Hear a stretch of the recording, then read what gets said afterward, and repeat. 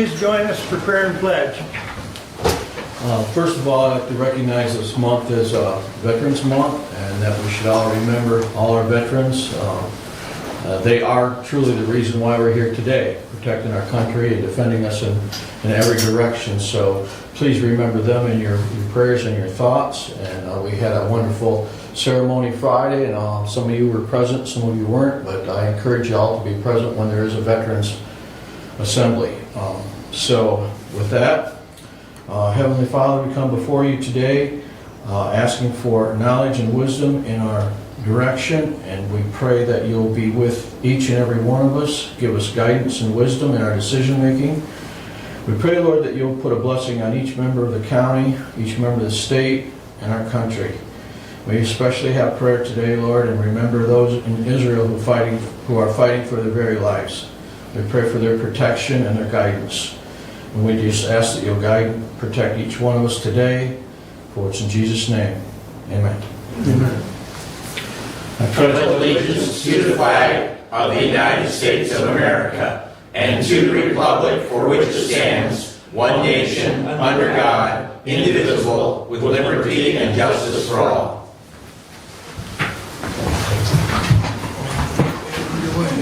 All right, thank you. We'll have our first call out to the public, and I will read our rule. Our rule is, a member of the public may address the board after receiving recognition from the chairperson and giving his or her name. Public comment shall be limited to a period set aside at each meeting for such purpose, and each speaker shall have the floor for no longer than 5 minutes unless the board grants an extension. Board of Commissioner Rules of Procedure and Bylaws 5.13-3. We also ask you to be respectful. At this time, public comment is open. Renee and then Quinn. Go ahead, Renee. Good morning, gentlemen. Don Michael would like to announce that he received an award for the Veteran Treatment Track for the county from the state of Michigan. And since I'd like to basically read it to all of you. It's from the Michigan Military and Veterans Gala. It's for Hillsdale County Veteran Services for the NVAA and Trust Fund Exceptional Service Award. This was an award given to us within District Court as well as within Department of Veteran Affairs here in Hillsdale County. And we got this beautiful plaque, which was presented from the Adjutant General as well as the Director of the NVAA. It was a wonderful event, and I was very, very proud of all of those who were so responsible for making this whole program happen, such as, of course, Renee, Judge Stiverson, Captain Stiverson, our Magistrate, Laura Ray. It was certainly a team effort, and I am extremely grateful for what we were able to accomplish. I also want to give a shout out to our County Veterans Board, because without their support, this program also would not have been able to be established and even sustained. So thank you, and I'm very, very grateful for what this county has done for our veterans. Thank you. Thank you.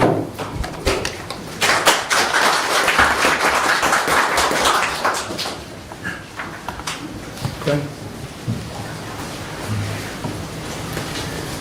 Good morning, my name is Quinn Leva. I've been a dispatcher with the Sheriff's Office for 22 years. I'm here to speak on our insurance. The county has set up an insurance committee that a couple members from each county office or entity are a part of. We've done it for a number of years. We meet several times a year. We get all the information, haggle out all the differences, figure out what's not only best for us as employees, but also fits the county as well. So we met several times. We explored several options. It was a unanimous agreement within the board or the county committee, the insurance committee, that we wanted to stay with the priority health 80-20 that Commissioner Wiley is suggesting. I'm speaking in support of that. Some of the others were costly to the employee as well as to the county. The numbers would be unknown because there's a gap that the county's going to pick up that would increase with some of the other plans. I just wanted to speak that the insurance committee as a whole supports the Priority Health 80/20 plan. Thank you. Laura? Thank you, Commissioner. First of all, I just want to speak in congratulations of Don Michael for his award. It is well-deserved for all the work that he's put in service of our veterans here in the county. I also wanted to thank the board for putting into effect the recommendations and so to assist us in compensating those staff members who've worked so hard and in keeping up with the cost of living. I also, as a fellow member of the insurance committee, wanted to second Quinn's comments in support of resolutions number 23-142 and 143. Basically, staying with Priority Health is allowing staff members to continue with a plan that most of us have found satisfactory and also saving us on some additional costs that we would be taking on when it comes to out-of-pocket maximums that in at least one case would have increased under the Blue plan. Also for staying with the 80/20, which is also a cost savings to staff members over the hard cap. Basically, these savings allow us to actually reap the benefits of the wage increase that was enacted. Otherwise, in effect, we'd be looking at a cut in that compensation. So, in any case, I just wanted to speak in support of the resolutions. Thank you. Thank you, Laura. Anyone else at this time? Hey guys. Martin? We spent a lot of time in Lansing, as you guys know. A couple of bills I've been supporting. One with the sheriff requirements, which is still in Senate committee. Now, since they took an extended vacation up there, it'll come back up, and I will be testifying in favor of that bill at the Senate. I want you guys know I was a nemesis on our county for a couple of years. Dispatch knows, they know my name, they know my address, like probably at the back, better than their own address. I apologize, that's what you guys are out here. But ever since 2 years ago, when Judge Stuyvesant saved my life, and Judge Lewinsky, and this prosecutor, you know I've been a strong advocate for public safety and a lot of different things. And today you got a couple major things coming up, and I think they both, not major, but one that's on the screen right there for dispatch. I hope you guys support whatever they're getting ready to do here. And also with the prosecutor's office. They're asking to update their thing too. I don't see her here, but they're up. Neil Brady's put a thing to update their program too for victims. When I was out there being a dumbass, an idiot, I didn't realize that victims, and there's victims for every crime. So when people say there's victims crimes, there's not. There's victims, and there's the unseen victims too. Like when I was acting a fool over here in Pittsburgh, my neighbors were victims. The community was victims. My family were victims. The sheriff department was victims because they had to respond to my dumb stuff all the time. Support the thing with Neil Brady's thing that's coming up. I know he's retiring, and I know there's gonna be questions, and I can understand that. Brent, you know I respect you, and you're a great budget chair. You're a good, strong conservative Republican, and we all know you're a budget hawk, and you like to plan things out, which is a good thing. I think department heads need to do a better job, because that's going to be a better thing, about posing stuff to you guys, so you guys have time to sit about it. I know this thing that, as I was reading it, has to be approved by tomorrow. Well, that doesn't give you guys much time, but it needs to pass. All five of you guys need to be behind that, because it's very important for victims. The prosecutor's office really does a good job, and that's part of their job. So please support both these initiatives for public safety. and park for our stuff, so. Awesome. Tomorrow's deer hunting season. I got a lot of tags to fill, but I'm hoping whoever watches this, be mindful, hunters be mindful, people driving be mindful, because deer are moving, not only because of harvest season, but it's, or for corn and all that, but there's gonna be a lot of hunters out in the woods, so they're gonna be moving. So everybody be mindful and be safe. That's all I got. Not such an nemesis anymore. Thank you, Joe. Anyone else? Bob? Good morning. One that I want to strike up on is, how did we get this county into debt? Mark, you've been the chief here, and I've been following you for about 14 years. You being up here, how did you end up this, or how did the county end up this way? I saw that Mr. Ingles was proposing another 10 grand for this engineering deal with DHHS. You know, again, where's the money? And again, where does this endless amount of, you know, borrowing and still wanting to look at the taxpayer to flip the bill again? I'm really, you know, curious about how that is going to come about. The other was, phone calls came in. Abe Dane has been wanting to run for this position of county clerk. The 168.373 was very good, the MCL. Description of that the township was to take over and not the county, not the state, anyone else. It is up to the board there to make that decision. And for some reason, well, I don't know how it ended up that it was taken over. I did talk to Marnie, and the computers was the supposed issue. And again, even if it's a computer, it still remains to the board to appoint someone to take charge of the voting process at the North Adams or any other township. So, you know, I'm very concerned about how that's going to be done. But then again, some other items have come up, and I'll make it as brief as possible. Bus driving, you know, is concerned in several of the different schools.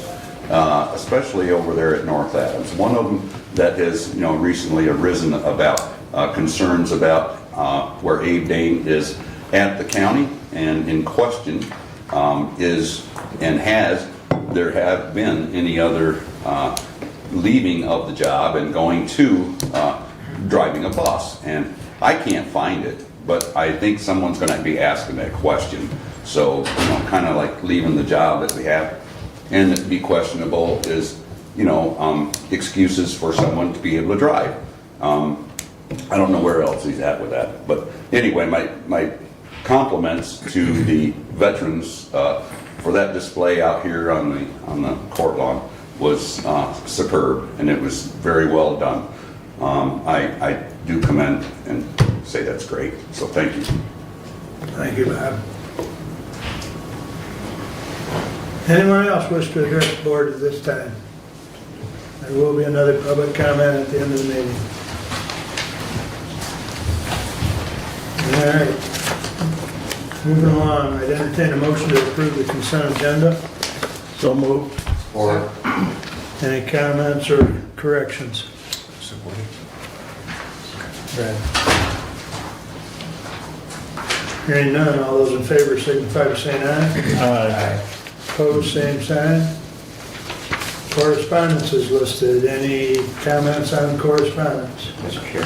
Yes. I did want to comment on the letter regarding the Sunday liquor sales, and thank you to the clerk's office for their very succinct response to that. That is an issue that I have a significant amount of knowledge in regarding. We actually are very fortunate in that Bruce Caswell's former chief of staff, Dave Marvin, when he left the legislature, he actually went over to LCC, and Dave was very, very helpful when he was in Caswell's office in researching that issue and helping us with it. And at the end of the day, basically what it comes down to is that there was a non-affirmative vote in 1980, and the only way that Sunday by the glass, and I would like to emphasize that we do have spirit liquor sales for carry-out purposes. We have beer and wine sales for consumption on premises or carry-out. The only thing we do not have is spirit liquor by the glass sales in Hillsdale County. And we are the only county that does not. However, the only way to overturn that, the only thing that can be done to change that rule is it has to be placed on the ballot, and it is something that we, as the legislative body, cannot do. In other words, that we many times will place issues on the ballot, but because of the way that it was previously decided, we cannot place that issue back on the ballot. It has to be by a citizen initiative, a petition drive. Those petitions have to be submitted, accepted, and then that issue placed on the ballot as was described by the letter from the clerk. So it is something that I think would be a good economic tool for our county, and all the surrounding counties do it. However, it's going to take somebody, and when I've been approached about it by restaurant owners in the past, that has been my answer. You guys have to get together, you guys and gals have to get together and make this happen if you want it to happen. It is not something that we can do as a Board of Commissioners. What is it, White Oak Golf Course? Yes. They approached me probably 3-4 years ago at least, and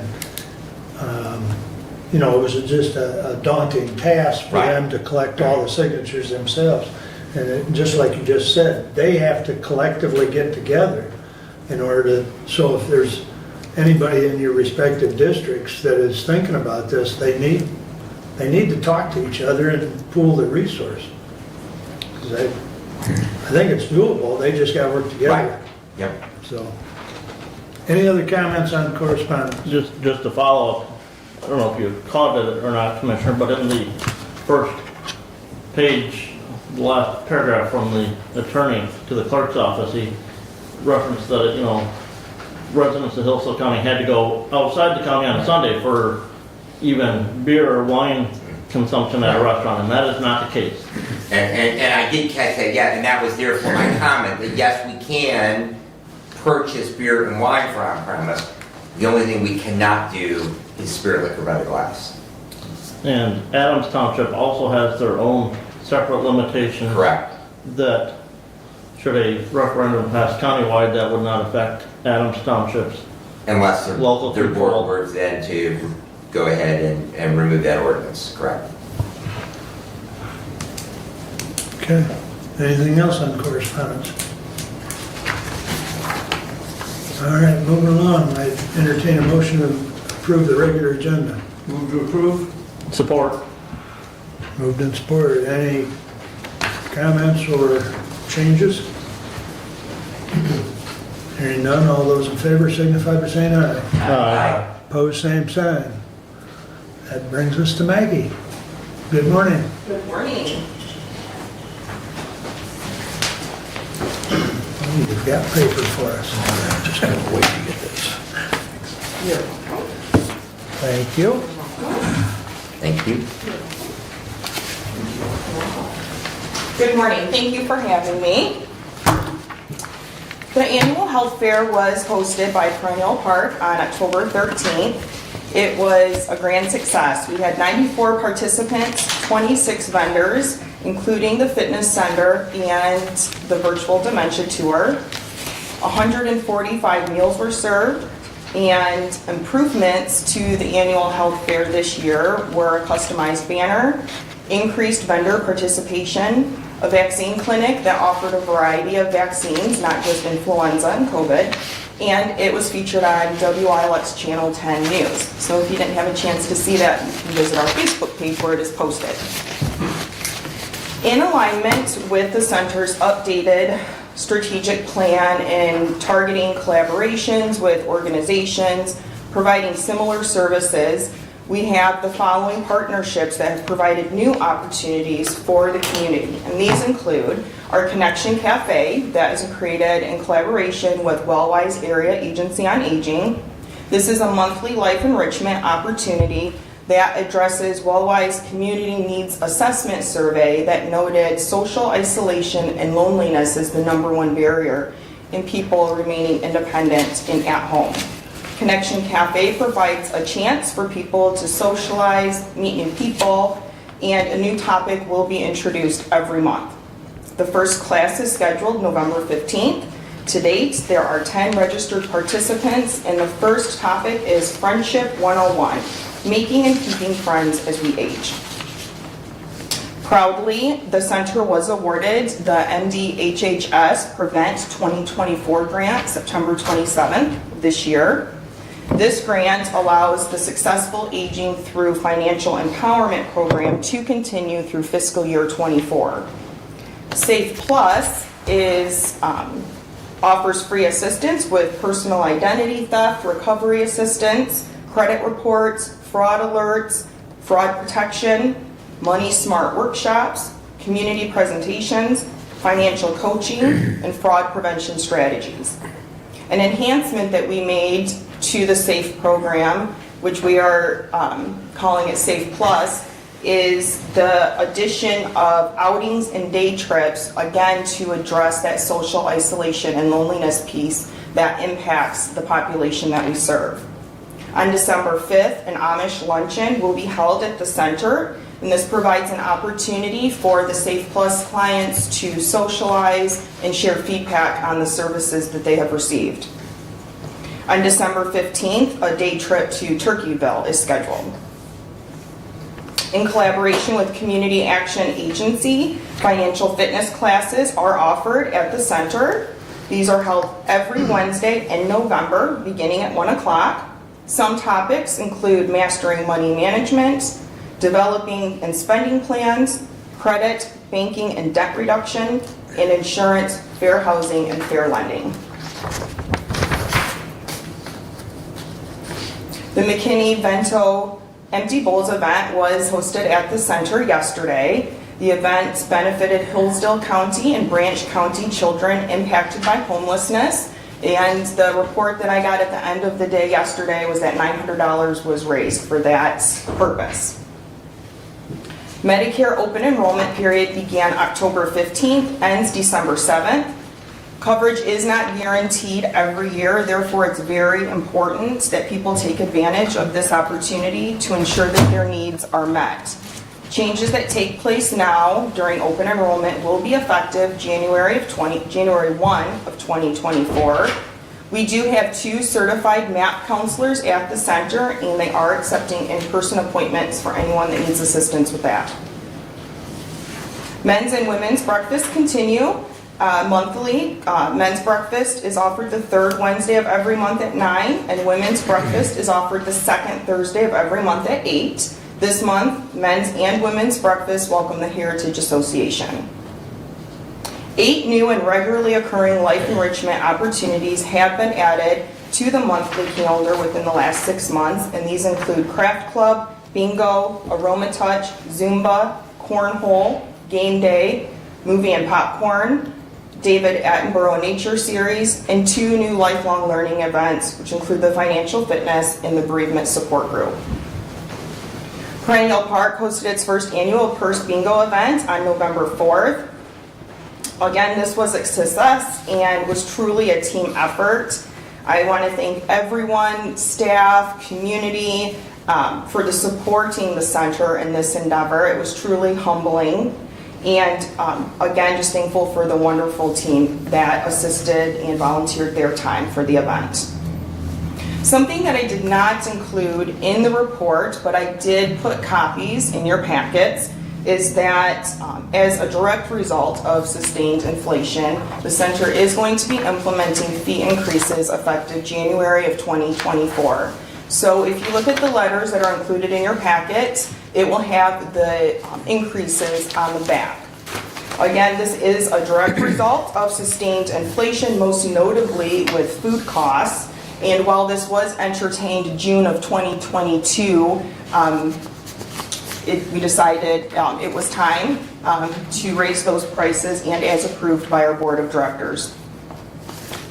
I would like to take this time to remind everyone that per the center's 2022 audit, 87% of funds are spent on services and 13% are spent on administrative and general costs, which is well below the nonprofit standard of 15 to 25%. Improves fiscal responsibility and accountability. Upcoming events include our Thanksgiving dinner, which will be November 22nd at noon. We'd like to thank our sponsors, Eagle Funeral Home, Hillsdale Hospital, and County National Bank. We have our Christmas dinner that will be held at the center on December 22nd at noon. Again, special thank you to our sponsors, Hillsdale Hospital, Hillsdale Family Chiropractic, and Barrett Insurance. In lieu of the Great Give, the center is hosting Giving to Grow Thanksgiving Appeal Open House. This is scheduled on Monday, November 20th, anytime from 9 to 4. All are welcome to come. Come visit the center. We'll have light refreshments, be offering tours. It's a great time to meet the staff and learn of all of the ways that the center can be enjoyed. I think it's important to note that the U.S. Census Bureau projects for the first time in U.S. history, older adults will outnumber children by 2034. Older adults are assets to our community. The impact of the 50-plus population on overall employment is substantial, supporting 88.6 million jobs for all generations, which is equivalent to 44% of total employment. Additionally, those 50-plus contribute significantly to federal, state, and local taxes, with the projection that this will quadruple between 2018 and 2050. Again, all of that information can be found on the U.S. Census Bureau.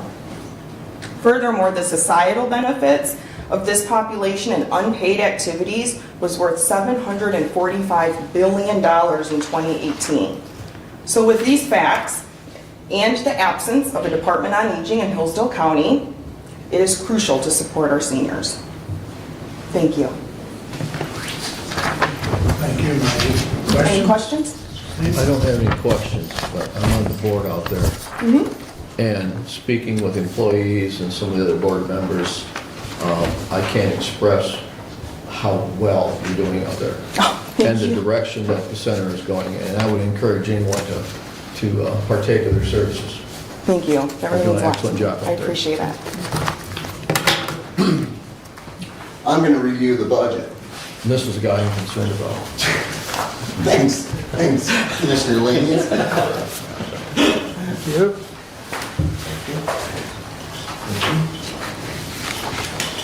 All right. What I just passed out was our 2024 budget. Now, it's a living, breathing document that we're going to use as a guide, and we're going to be reviewing it very, very closely every month and every quarter. So throughout the year, I'm projecting we're going to have some amendments, and we will bring it back here for presentation. So a couple things I want to note. If you turn to page 3 and 4, that's the 2024 and 23 comparison budgets. I want to point out a couple things. You'll see a big increase in general donations, and that is because we have been informed that we're receiving a large donation of about $125,000 from an anonymous donor, and we expect to be receiving that soon. Other things I want to point out too is the federal and state income. You'll see that there's an increase in that. That's because we're also projecting to hire 5 more home-based aides or workers that will help offset that income and get people off our waiting list. Same thing goes for the Medicaid waiver income as well. Other things I want to point out regarding expenses, you'll see for budgeting purposes and salaries and wages, we've increased the salary and wages for the addition of the 5 home-based workers, a director of nursing, and also a potential wage increase for our staff. Supplies is another one I want to point out. Raw food, as Maggie has mentioned earlier, is our big supplies expense. It seems to be a little bit of a roller coaster, seeing how the commodity prices are. Insurance, it's just like supplies, that's increased as well. We did shop around and found a cheaper health insurance package, so that's nice. Accounting and legal, we are switching CPA firms this year, and so we increased that budget line item just to have a little cushion during this audit that's happening starting November 27th. So we wanted a little cushion there, make sure we're okay. In the newsletter, that's another one I'd like to point out. You'll see that there are no expenses for our newsletter compared to last year. And that's because we switched to a new company called LPI, and I believe you have a copy of the newsletter in front of you. What that company does is they take over pretty much everything. We provide the material, they handle the printing, they handle the ads, and even getting the sponsors for the ads. So that's eliminated quite an expense off of us. So with that said, we're looking at income, well, cash flow of $71,057. Any questions? Yes, Ms. Go ahead. So, in the revenue, you have other resources, and there's quite a difference in those 23 numbers and 24 numbers. What are some examples of other resources? Some examples would be the Great Give. We're not participating in that this year. And so, yes, we're doing our Giving to Grow Day, but since that's new, we didn't really want to count a whole lot on that.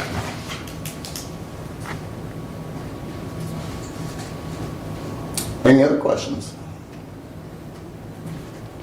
When do you expect your budget, or your audit to be done? I believe late December. Who's doing the audit this year? Manor and Custosh. Customer? Yes, they're out of Grand Rapids, I believe. Okay, thank you. Yep. Any other questions? If you think of any, feel free to reach out. I believe you all have my email and the number to the center. So, thank you all. All right, thank you. All right, moving right along. Jamie, good morning. Good morning, how are you? All right.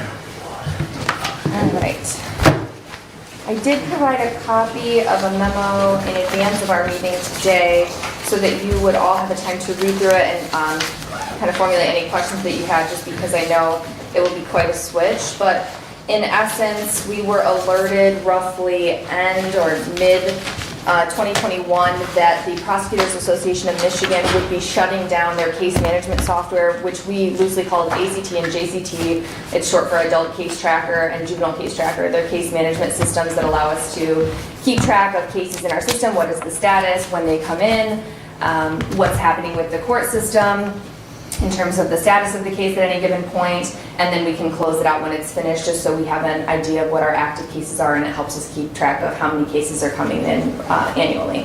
However, those systems, as I said, are being shut down. They've been managed by Pam for decades now, and essentially Pam came to us and said, hey, we want you to know this is a software that was designed for us by some individuals that work for our agency. They are going to be retiring in the not distant future, and this software is now outdated. It can't continue to be patched anymore to meet security standards. And so because these two gentlemen are the only ones who really know how to fix anything or patch anything with it, we're going to be shutting it down. We need to come up with a plan for what we're going to do, because at that point there were a great many counties still using it. And essentially they did a survey, and it appears that the only counties that frankly were still using it are those that could not afford to switch on their own, because of course in the years since they came out with this program, other companies have cropped up software that have a lot more capabilities, have a lot more things that they can do with them in terms of interfacing with the community. And so they said, well, we want to look to those counties that cannot afford to make the switch on their own and try to bridge the gap here, because we know that they're going to have difficulty financing that. So that's what's happened since then, and I did outline that here, just that they requested some state funding on our behalf of all of those counties to get some funding to help us switch over, and that was successful. $10 million was set aside for those counties, and we are very fortunate to have been amongst the first in the kind of wave of rollouts of switching. Our switch would happen next year, roughly November, I think is when we're on the schedule according to our contract. So still pretty soon in terms of some of the other counties that will be waiting. But as I outlined, there is a substantial change in cost here, and that I think is in great part to the fact that our county just hasn't switched softwares in many, many years. We haven't had to be in the market shopping for a software.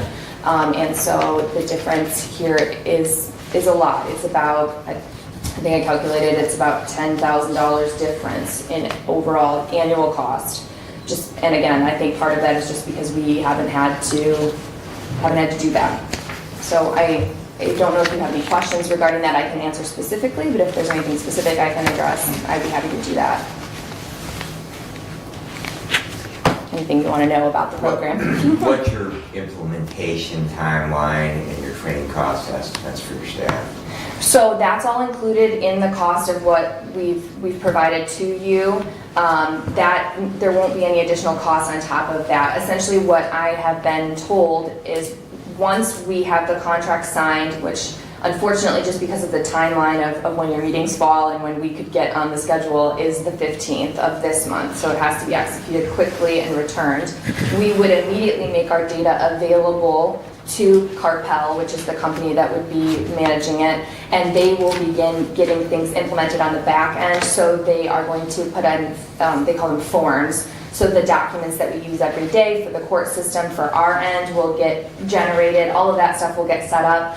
And then when we get closer to what they're calling our go live date, we will have an in-person training. They will send an agent down here to work with the staff. The staff is very aware of what's happening. They have had several demos on the software already in the course of picking the software, because that's something that Pam wanted to do, is they wanted to say, okay, we've picked out a couple of softwares that appear to be popular amongst prosecutors' offices. Now we want you collectively, counties, to look at these softwares and see which one you think will best meet your needs. And so I asked the staff to attend that, and they are the ones who voted on what software they wanted. So they've seen some of the capabilities, but they're going to get an in-person training when we get closer. And then once we have the go live date, that's when we will begin doing the actual use of the software. But in the meantime, they would begin working on migrating our existing case files, all of those things. And that's the great thing, I think, about how this has turned out, is that those costs are also included, because data migration can be such an expense. They're helping us fund that effort as well, because we have so much data in our current system, and just in my personal experience, having known other attorneys whose offices have switched, they've got staff bouncing back to the old software and saying, okay, I need to look up something from an old case file. It can be very cumbersome, and you just lose so much information and existing data that is sometimes very useful, especially in our cases. We've seen someone in the case system before. Well, what happened with that case? We need to look back. We have to bounce back to this other software. So it's, I think that would be a great opportunity for us to have all that migrated into our current system, so we can use it. And the interface is very user-friendly. It's going to have a lot of user-friendly capabilities for law enforcement, so that they can check the status of their cases. I set in here, I included some information about victim capabilities. It's amazing, some of the things that we'll be able to do to communicate with our community in terms of updating victims about cases. The software allows us to internally text victims. So if a date changes, we can, if they want, push a text to their phone. Hey, the new court date is this date. And with a lot of our victims just moving a lot, that's going to be a really great benefit to them, because we sometimes have difficulty reaching them in the mail because they've changed addresses, they haven't called, but they've always got their phone number updated. And so then they'll call and say, well, I never got a notice about this. Well, we sent it to the last address we have. We didn't know you had moved, but now it can be pushed to their phone. It's just going to allow us to have a lot more smooth communication. I think that's going to be really helpful. So at this point, I'm just looking to the board for approval of the contract on the timeline so that we can get things running. And that's, I guess, what I'm asking you all to make a decision about for me today at some point, if you could. But other than that, if you have any other questions, I'd be happy to answer them.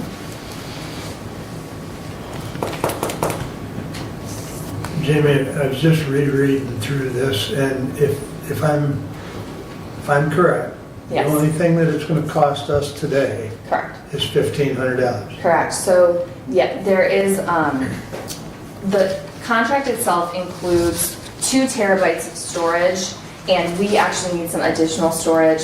I took a look at what we have currently in terms of case files. We are going to need some storage over and above what the contractual amount is, and that $1,500 covers an additional 3 terabytes of space.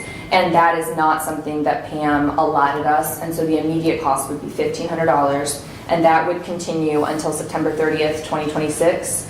And at that point, the county would be responsible for picking up the full brunt of it, which is the $11,900 annually, and that covers the licensing, the maintenance, all of those things. So yes, in terms of immediate cost, $1,500, and then it would give us some time to plan for picking up the whole balance. Do you have $1,500 in your 23 budget to cover that? I don't know without looking what's left in our budget. There might be some somewhere. We did have a period of time where we didn't have a prosecutor, so there may be some funding in there to cover that. I don't know. I'd have to look and see. But this would be for next year, so I do wonder if we could talk to them about seeing if we could split it between now and then, because we don't go live until November, right? So the contract is saying, well, it's due when the contract is executed, but we're not going to be using the software for a while in terms of actual space and storage. So there may be some ability to speak to them about that if there's a situation where we need to do that. I will answer that, Commissioner, yes. They do have room in the current year's budget. Unfortunately, because this was not discussed during the budgeting process, this was not funded in the 24 budget. Yeah, and unfortunately at that time, we hadn't received documentation from them yet about what the cost was going to be. They were in the process of negotiating with Carpel. We knew a cost was coming, but we didn't know what it would be. There was no ability to say it's going to be $5,000, it's going to be $2,000, it's going to be $1, it's going to be a penny.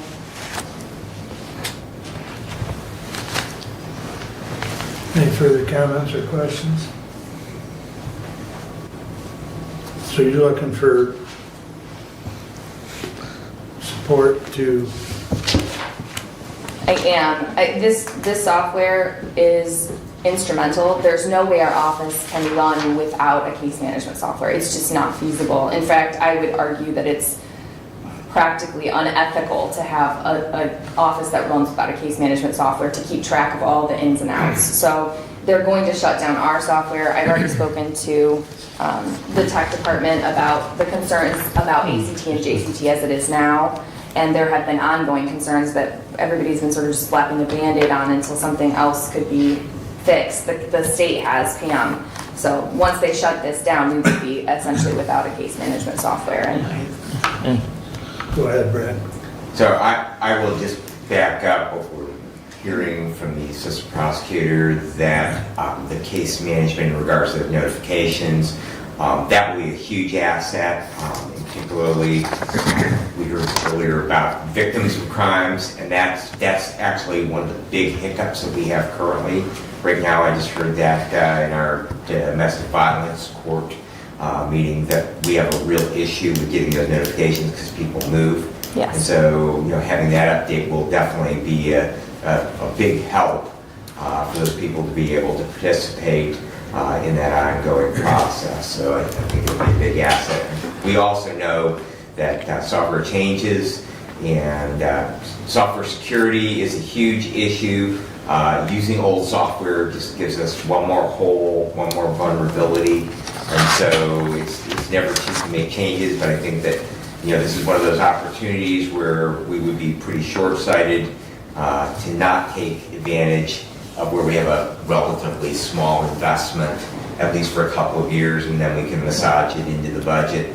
So I just would hope, add to the, Commissioner Leininger, his comment about the budget was unaware of it. So just if we could, perhaps moving forward, have those insights so we can help you. And that's part of our purpose. We're here to help you be able to afford those things for the office. So, but I have to say that I'm supportive of the proposal. I think that it makes sense to take advantage of the financial opportunity for a relatively low investment.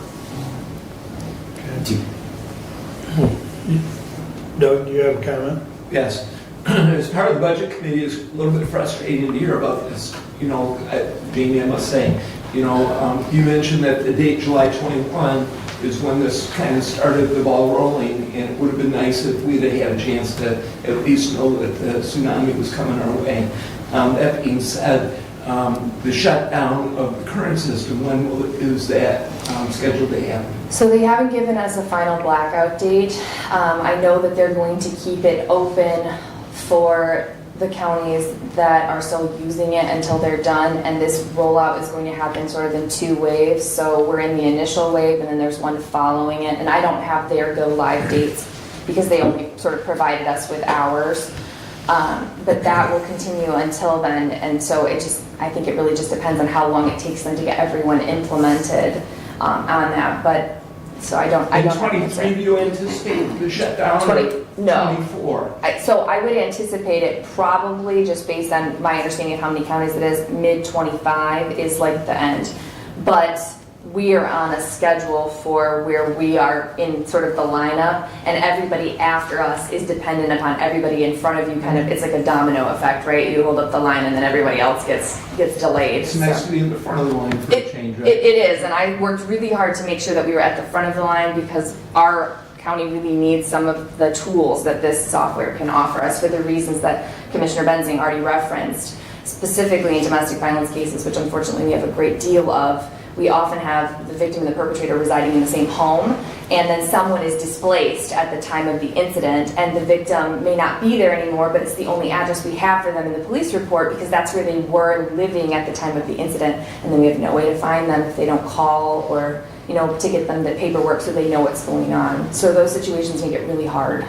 Okay, the other question I have is the 1,500 is due to storage. If we did not add the storage, the 1,500 would not be an ad, is that correct? So it wouldn't be an ad right now, yes. It would, yes. The balance would be 0, yes, right. for us immediately. So when you add the storage, the required for your purposes, how far back will your records go then?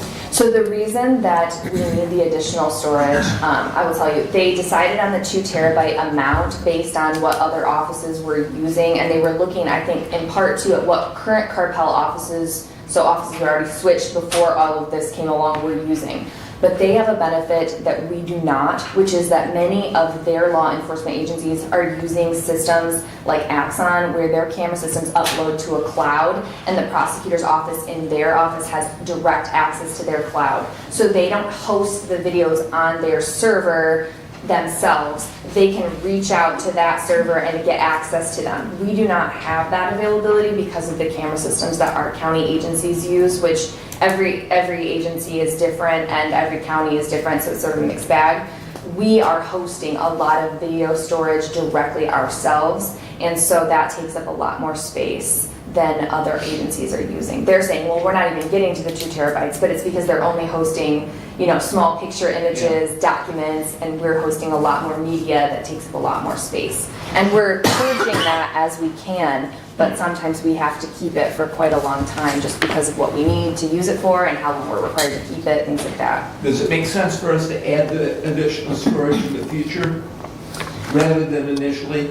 So the reason we're asking for it initially is just because when I ran what we currently have stored on the local server, if I just selected everything that we have stored in what is our local storage, we're already over 2 terabytes. We're already in excess of that based on what we have stored there, just with current cases. We're way in excess. I mean, I selected a good amount and said calculate capacity, and it just took a very long time, but we're already above it. Is 3 terabytes enough?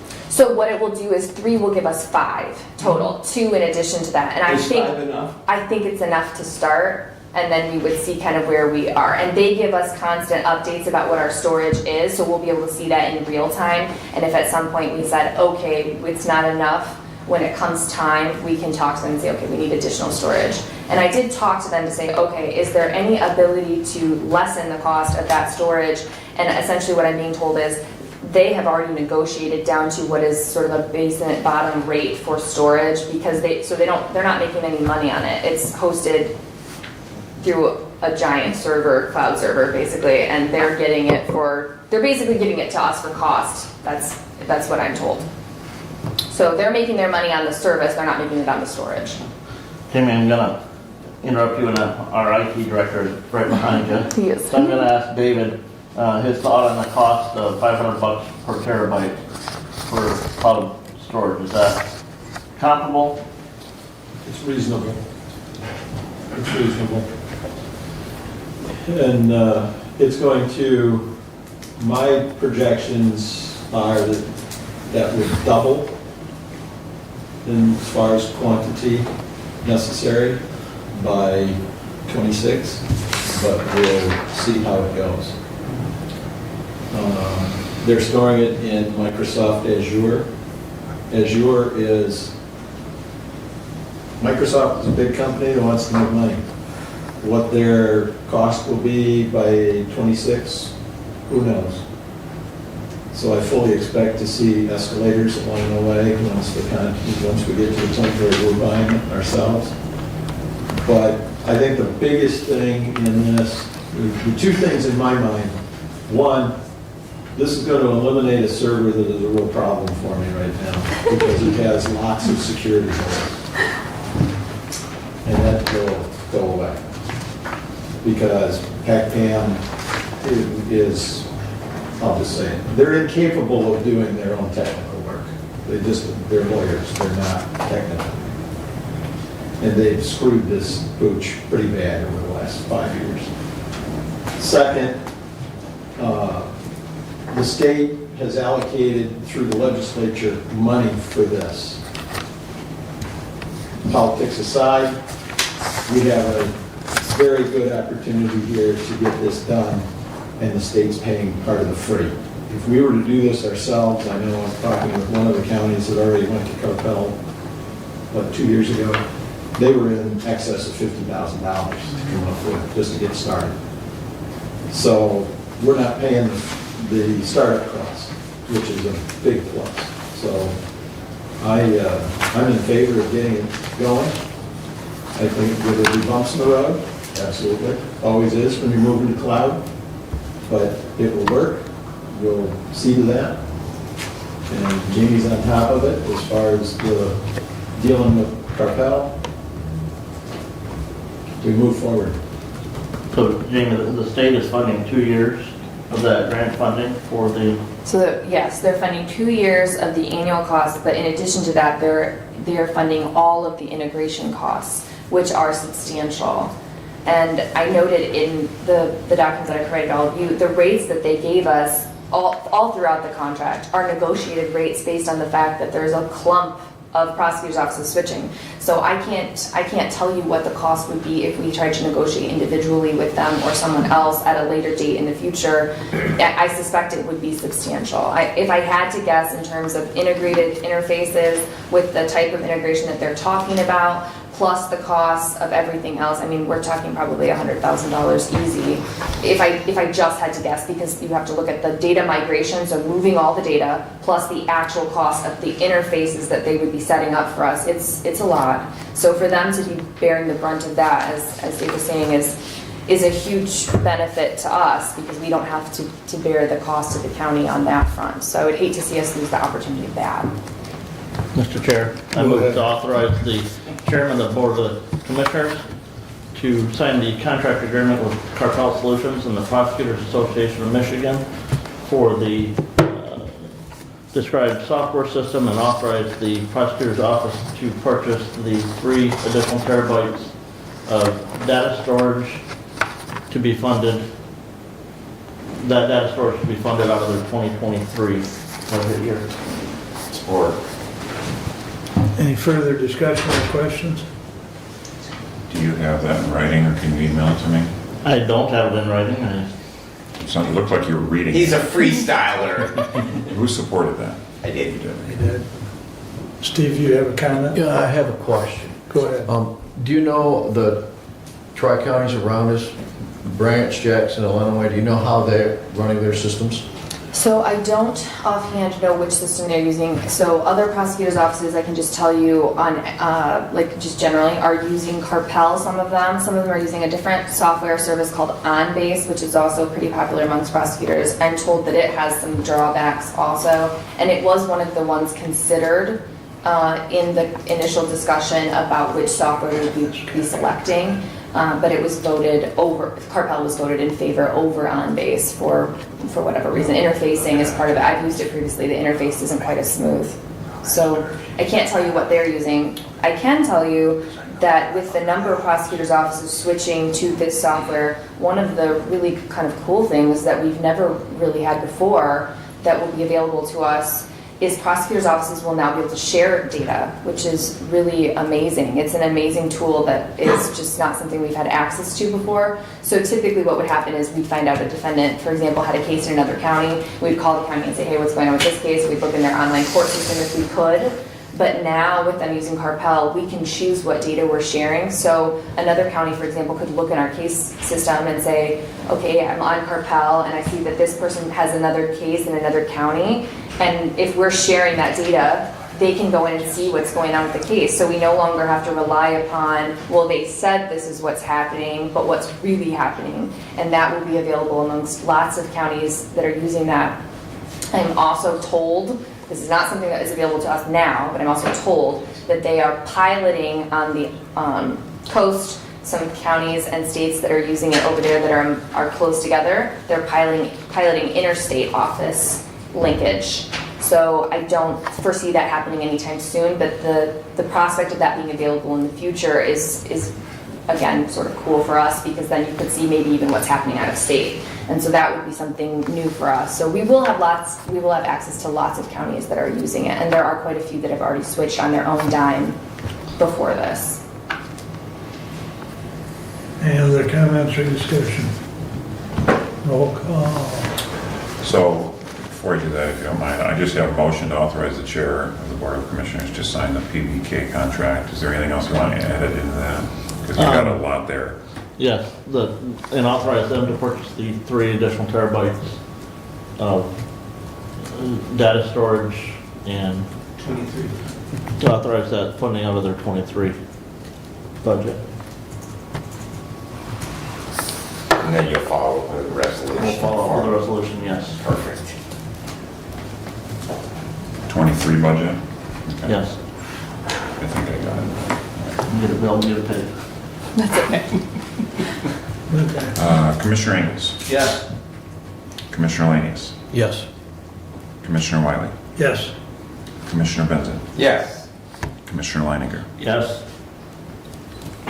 Jamie, thanks for your work on this. I know it's a big project and it'll continue to be a big project. Yep. I think it's a good move for us, so thank you. We're committed to making it work, and I appreciate your commitment to making it work too. Thank you. Jamie, do you have the printed copy of this contract? I do. I actually do have a copy of that, yes. If you, I would be happy to provide that to you now, if you'd like. well, okay, you're gonna need a signature, so Appreciate it. I'll get it signed and drop it off to you. Okay, no problem. Thank you so much. Thank you. All right, moving right along. Mr. Whitaker, you're up. Morning. Thank you to the board for taking the time to hear me out on this. Similar to what Jamie just talked about, software issues. So I got a PowerPoint presentation. You should have received it in an email form, as well as a copy of the license and agreement contract, as well as the investment summary for your review prior to this meeting. So I'm just going to start in here real quick. Sorry, I'm going to turn that on in the house. So some of the reasons we're looking to make our improvement in our software for our computer-aided dispatch. We currently have lack of support from our vendor. We call it with support issues, and generally it takes 2-3 phone calls to get something resolved. If it's not resolved within 2 or 3 phone calls, it then leads to emails, which then goes back and forth, and so on and so forth. We currently have the inability to share data between communication center, which increases response times to areas of our county. As all of you know, Wheeling Township, Pittsford Township, Wheeling is covered by Addison Fire and Addison EMS. Pittsford Township is covered by Hudson Fire and Hudson EMS. So we take the phone call, we get all the information, we then have to call Lenawee County, give them all the same information, then they dispatch a unit, which, as you know, can take time. That can take anywhere up to 5 to 7 minutes, if not longer sometimes. We have a lack of redundancy and backup. Currently, we have poor mapping and routing. We can see roads within Hillsdale County, but anything outside Hillsdale County, we don't have any map of unless we go to Google Maps. So once a unit leaves the county, we have no ability to track that unit, especially if they're in pursuit or something like that for the sheriff's office or state troopers. Our mobile technology is lacking some integrations. There's a lot of good new technology out there that we would like to move forward with. On the fire department side, we have lack of ability to develop run cards. We have a lack of a fully functioning backup center. If something happens to our center, what are we going to do? Where are we going to go? We currently don't have a lot of that. Our immediate backup right now is coming to the sheriff's office, and hopefully they'll be happy to house us. Inability to utilize all the modules in our current system. We went in to put in a pre-plan for a community school as far as indoor mapping, and we found out that we didn't have that functionality in our CAD. Difficulty running reports and statistics, and we currently have a lack of training in a sandbox. Well, what lack of training in sandbox is a training module that we can log a new dispatcher into without being in the live production side, so we can educate them and teach them how to operate the CAD. Sandbox is kind of the same thing, except the sandbox is for us to make changes to our CAD. We have to do it currently in live production, which can be cumbersome if we have to change stuff back. I'd like to know what it does before we actually push it out to production. Some of the vendors we solicited, Central Square, Tyler Technologies, Motorola, Hexagon, and Core Technology. We received 2 quotes back, one from Central Square and one from Tyler Technology. The ETSB board has been very active in this search. The ETSB board is also known as the 911 board. Just want to make sure that everybody understands that. And the ETSB board selected Tyler Technology after looking at both vendors. What all is included from Tyler Technologies? Computer-aided dispatch for fire, or law, fire, and EMS. Field mobile technologies for law, fire, and EMS. We currently, just so we're clear, we do not currently have any mobile technology for fire on the fire side. Everything is done via radio. Tyler includes the project management. They do an on-site configuration, so they send their staff for on-site configuration. They send their staff for on-site training as well as their online training that they have. They send people on-site for our go live date, and they're here, I believe, for a week, if I remember correctly. CAD-to-CAD integrations with Lenawee County and Jackson County. Lenawee County and Jackson are currently on Tyler Technologies CAD. This will help reduce response times by having that CAD-to-CAD integration, especially with those areas that Lenawee County dispatches those fire and EMS agencies to.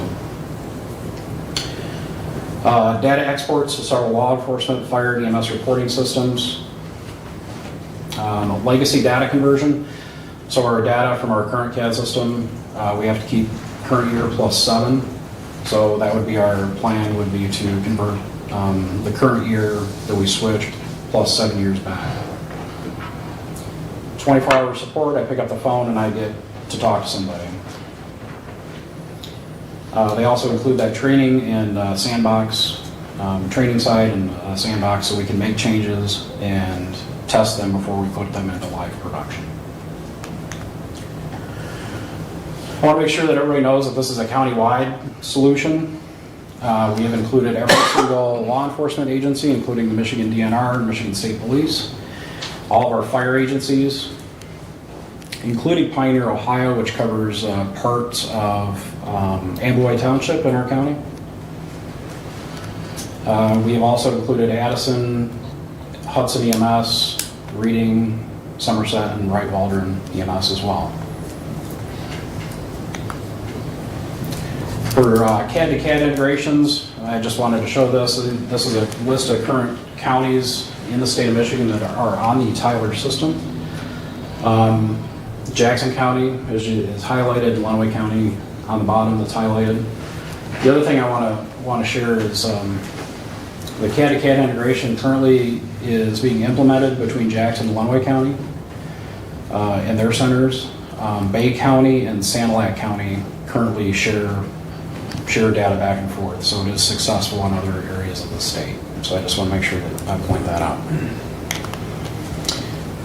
Sample timeline of the implementation process. We are looking at implementation from the date we sign to the date we go live, which is roughly anywhere from 15 to 18 months. So this is not going to be an overnight project. This will be the next year and a half of my life, basically, if we move forward. Some screenshots of what the Tyler CAD looks like.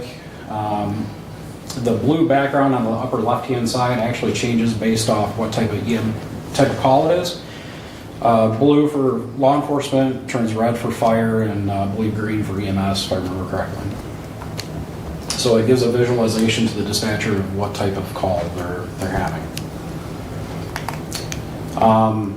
Mapping. Way better than what we currently have, which is based off we'll go off our county ESRI mapping and GIS mapping. Field mobility for law enforcement. Our current law enforcement has mobility technology in their cars. If we add Tyler, we can actually push that information to a cell phone. So they can actually run lean via a cell phone if need be. If they're out or something like that. So another thing that we have for for EMS currently, but we do not have for fire, crew force. This is our mobile technology for fire and EMS. So we would have the ability, if the fire departments so choose to do so, they could put an iPad in their fire engine and have that CAD data and mapping right in their vehicle. We would be getting integrated analytics, better reporting systems, and where we can actually map hotspots and figure out where exactly a majority of our calls are based off data-driven information. A couple other screenshots of just analytics. Unit status response times, average response times that we can easily run. The other thing with analytics is if Jackson County has a report that we want, they can actually send us that file of the report that they run, and we can integrate that without ever having to do our own report. So again, why do we want to make these improvements? We want to reduce response time, save lives. That's why we get in the business that we're in. We would have the ability to direct dispatch. Currently, if anybody listens to the scanner, which I know most of our community does, we sit and we poll and figure out where our units are, and then we send the closest unit based off their location that we give. With this software, we could have the ability to direct dispatch without having to do that. Provide accurate and updated information to responders via mobile technology, whether that's mobile technology in their vehicle or on their phone. The ability to share data between communication centers. I highlighted Lenawee and Jackson County because they're currently on Tyler. We can do integrations with other counties as well. That question was asked. However, it's an additional cost. If we do Tyler to Tyler, there's no additional cost. Fulton County, Ohio uses a CAD called SOMA. Williams County and Steuben County, Indiana use Spielman Flex CAD, and Branch County and Calhoun County are currently on OSSI, which is a Central Square product that is going end of life here shortly. So they're going to end up having to switch eventually as well. Integrated GIS mapping and routing, again, are Esri mapping and county GIS. The ability to develop run cards for the fire departments. As some of you are aware, our fire departments, and Chief McNick can attest to this, we are currently in the process as the county is switching to, or trying to promote the Michigan mutual aid box alarm system. This CAD would have the ability to build those run cards in for quicker dispatch response times. We would have a redundancy. I put it there, redundancy to build resiliency for the long-term future. I'm looking down the road where we're going to be at in 30 years. If we do this, I don't want to have to switch again. And that's something we currently don't have, is our redundancies. Improved reporting and analytics, and again, 24/7 support. When I talk about support, Tyler has Tyler University, which is their online training. Tyler Community, which is their online community support. If we have a question about something, like a forum, we can go on the online forum, we can post and get responses back. And maybe how other agencies handle certain situations. Tyler Connect, they do a user group meeting annually or conference annually to bounce stuff off, ideas and other things off other clients that they have. EverGuide, we want to make sure that we're updated. When it comes to support, Tyler Technology pushes out 2 updates annually throughout the year to make sure that we are on the most current version. The goal is to never be more than 2 versions behind. So in summary, again, that is just what all is included in the cost down below. I'll go into the cost here in a little bit. But CAD for law enforcement, NCIC, lean, unit management, webcam monitor. So if the fire department would like to have a webcam monitor in their fire department, we can absolutely be able to provide that, which we currently cannot do. CAD ADL, service vehicle rotations, which are our wrecker services that we use that for. Our 911 interface, so the address, if they call on a landline, it'll automatically dump into the CAD. If there's not an address, it'll actually dump into their GPS location. Our pre-arrival questionnaires for EMS, which is our EMD. We can put BOLOs or be on the lookouts in the CAD directly, which when the unit logs in, they'll be able to see those BOLs that are currently out, if there are any. The mobile is listed down below there, all the features of that. Mag strip readers, I did verify that they do have the 2D barcode readers to scan the licenses. So that would be included. The other thing, we are doing a site license, so we can have as many users as we need, regardless, at no additional cost. So as the county grows, we can grow the software with it. So our investment summary, I know these are big numbers, and I apologize, but unfortunately this is kind of the way it is. Our software is $154.90. Our services, including the on-site configuration and all that, $186,090. Third-party products, which includes the NCIC interfaces and stuff that goes along with that, is $24,605. Travel is capped at $52,000. So without going over, they cannot go over that price without us giving written authorization. The anticipation in talking to them, because they are a Michigan-based company, that our travel will not come close to that. So, which if you add all that up, that leads us to $417,675. If we take the data conversion out, that is $23,000, which puts us just below $400,000. But as we're required by statute, I have to keep 7 years plus current. So that unfortunately is a necessity. The pricing that is provided is based off the Sourcewell contract, RFP, which Hillsdale County is a Sourcewell recipient, and Tyler Technologies is a Sourcewell vendor. Our annual maintenance cost, $39,985. I'm sorry, I skipped over that. We currently pay $6,700 for annual maintenance, and that's exactly what we get, if that. A little bit of a breakdown. So from the day we sign, we have to have the $154,980 invoiced 100% on the effective date. So whatever day we sign, if that, whether that be today or 3 weeks down the road. Professional services, upon plan acceptance, we would have another $46,522.50 due, which would be 2024, approximately 3 months after we sign. 9 months after that initial 3 months, we would have another payment due, $46,522.50. These are all based on making sure that we meet our benchmarks and get everything where we need to be. And then our last 2 payments are anticipated 2025.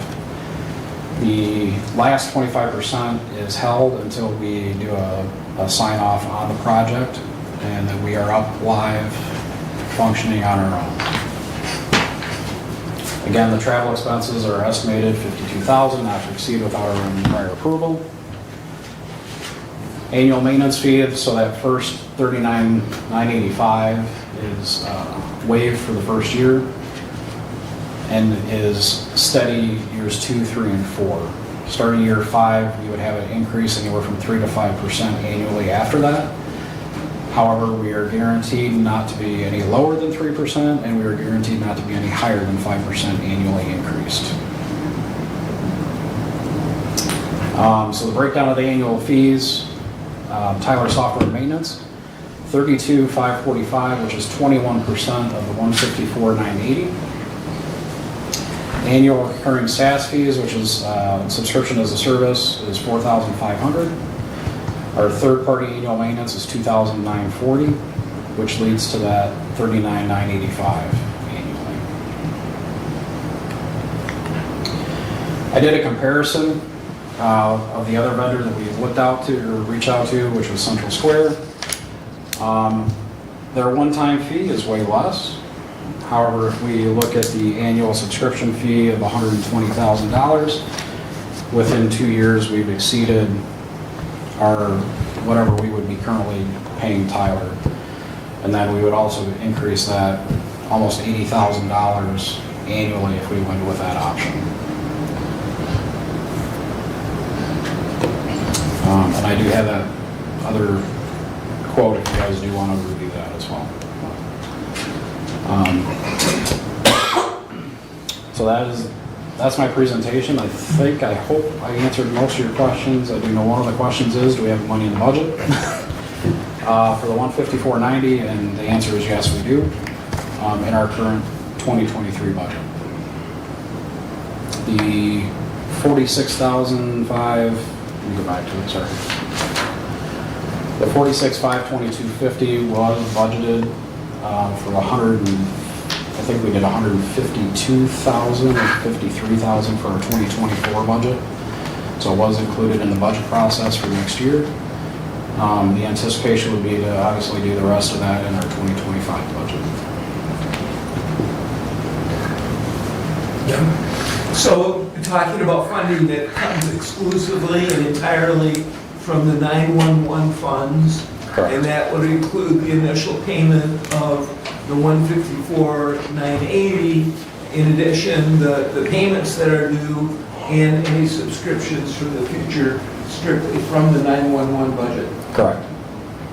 Non-general fund dollars. Did you have a comment? No, I just want to make sure everybody had their questions answered. Steve? Seems to be a going trend. About every board I sit on, they want to upgrade the software. It seems like every department is way behind in technology. So I did look yesterday because we did an upgrade shortly after I took over in 22. Sorry, it's been so long. We went from version 3.4 to 5.1 when we did that upgrade. So that tells you how many upgrades we were behind, roughly. Quite a few. And again, we still don't have access in our current system to everything that we should have access to as a 911 center. When was your current CAD system purchased? I believe it was purchased in 2008, if I remember correctly. It's end I of believe life. J.J. Hodshire was the undersheriff at the time, because I remember the discussion about IP networks, and that was the most affordable, best sort of solution And at the time. I will include, just to my knowledge, and I can't get a straight answer out of ID Networks, but to my knowledge, we're the only 911 center in the state of Michigan on ID Networks. So if the fire department or the EMS crews put that iPad in their bus, and you dispatch them, they can just follow that directions to that to get to the location? In theory. In theory. I will say in theory. It's technology, it's not, I mean, It's like, I can tell you from someone who works with a different, but similar, we actually, because our mapping was so terrible, we changed from Microsoft Surface tablets in our ambulances to Android tablets because the mapping software was significantly better. So, yes, in theory, that you can just follow the yellow brick road and... Correct. The advantage though is that we will be working with county GIS to make sure that we also have GIS for surrounding counties as well, including Fulton and Williams County and Steuben. So currently, the software that you have, is there a hard date that you know of, or maybe not, of when that software might be sunsetted? No. Because I know in my systems that I have, they will upgrade only so many times, then they will sunset that package, and you will buy a new one. Right. And that sounds like that's where you're at. To my knowledge, there is no set sunset date for it, but I would foresee that eventually. But what they're doing right now, every time you upgrade right now, you're patching an old program, Yeah. and sooner or later, that's gonna be. Yeah, and if not, I could see our current vendor being purchased by another company eventually. And then you will have no support for that. Correct. Package at all. Yep, and with Tyler, I don't foresee that happening anytime in the future. Any other questions? Comments? Public ask a question? What's that? Did someone from the public ask a question or no? No, not during the meeting, Joe. Thank you. I do have one more. You have- Go ahead, Stephen. You said Branch County has OSSI. Yep. Are they looking at changing to going to Tyler also? So when we talked about, we actually reached out to Branch County when we initially started this conversation. What I envisioned is that we could partner with Branch County and do that. Branch County kept dragging their feet with it, and I was to a point, I had to make a decision and we had to move forward. I'm not going to speak for Branch County as to why,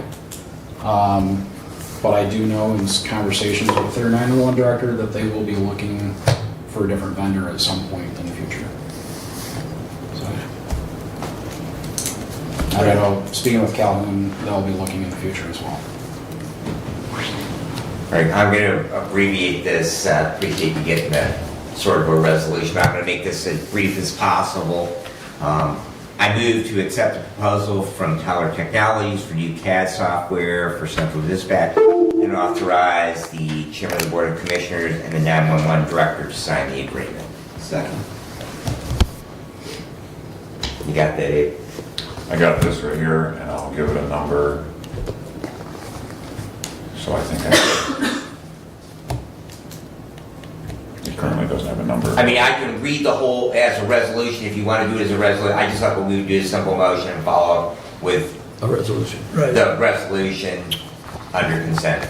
Okay, so your motion. Right, Okay, yeah, I I'm trying to make it as simple as possible since we did not have this previously on the agenda. All right, I'll redo this then. Which part of this was your motion? My motion is to accept the proposal from Tyler Technologies for new CAD software for Hillsdale County Central Dispatch, and to authorize the chairperson of the Board of Commissioners and the 911 director to sign the agreement.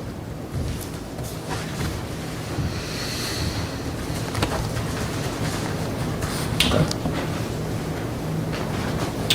Good with that. And I believe Doug seconded it. And is there further discussion? Just a comment. I had the opportunity to attend the Ambulance Association meeting last week, Tuesday, and the Ambulance Association strongly recommends that we proceed with this purchase, so just wanted to pass that along from those agencies. And I just wanted to add, from the medical first responder side of the house, this will be fantastic because I can recall when we added ABLs and dentistry back there still, and the cost was $5,000 a unit with That's $12,000 for 2 units. yeah, so $6,000 a unit, which makes it for a medical first responder agency like Moscow and Commissioner Lanius's district, for Jefferson Township, for Woodbridge Township, it makes it just prohibitively expensive for us to be able to have that information. However, if we can buy an iPad and pay for a monthly cell service for that, that's all that we need, and we can then have that call information up on our dash. Not only can we have all of the notes, which will increase our scene safety greatly, we can have mapping, we can have images, and another really nice thing is because those of us in medical first responder agencies, we're all coming from our regular lives. We're not sitting at a station. The amount of time it takes us to get out of there after we complete that call, because right now I have to call, or whoever runs that call, we have to call Central Dispatch to get our dispatch times to fill in on our report. All that will populate as soon as it is entered by Central. It'll populate on that tablet if we elect to put it into our units or back to our station, and we'll have all that information. And that'll number one, it'll not tie up one of our operators at Central Dispatch, but it'll also allow that individual to get back to their life a little quicker. Yep. Absolutely. Any further comments or discussion? Roll call vote, please. Commissioner Lanius. Yes. Commissioner Wiley. Yes. Commissioner Benzing. Yes. Commissioner Leininger. Yes. Commissioner Ingles. Yes. Passes 5-0. I'd like to thank the board. Appreciate that. Good job.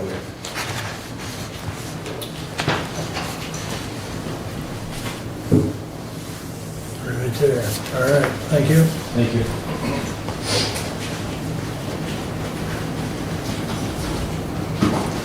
All right, we'll get going on committee reports. You're up. Before we jump into that, can we take a short break? Yeah, I would move for a 5-minute recess. 5-minute recess is granted. We will resume at 10:35.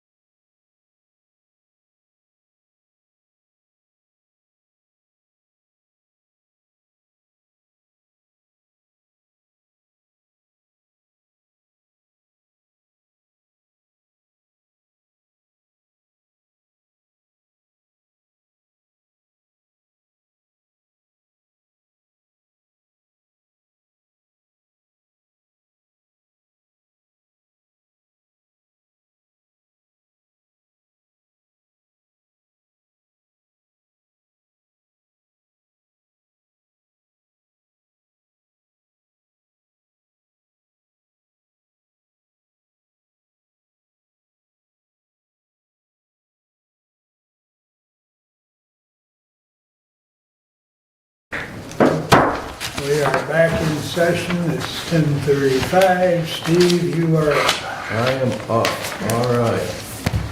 First thing, I want to make an apology to the 911 and to the sheriff department for the passionate comments I made in our last meeting. I was a little hard on them, and I apologize for that. Sometimes passion gets away with our tongue a little bit, and that I fell victim to that, and I apologize for that. And I want to make that clear and up front.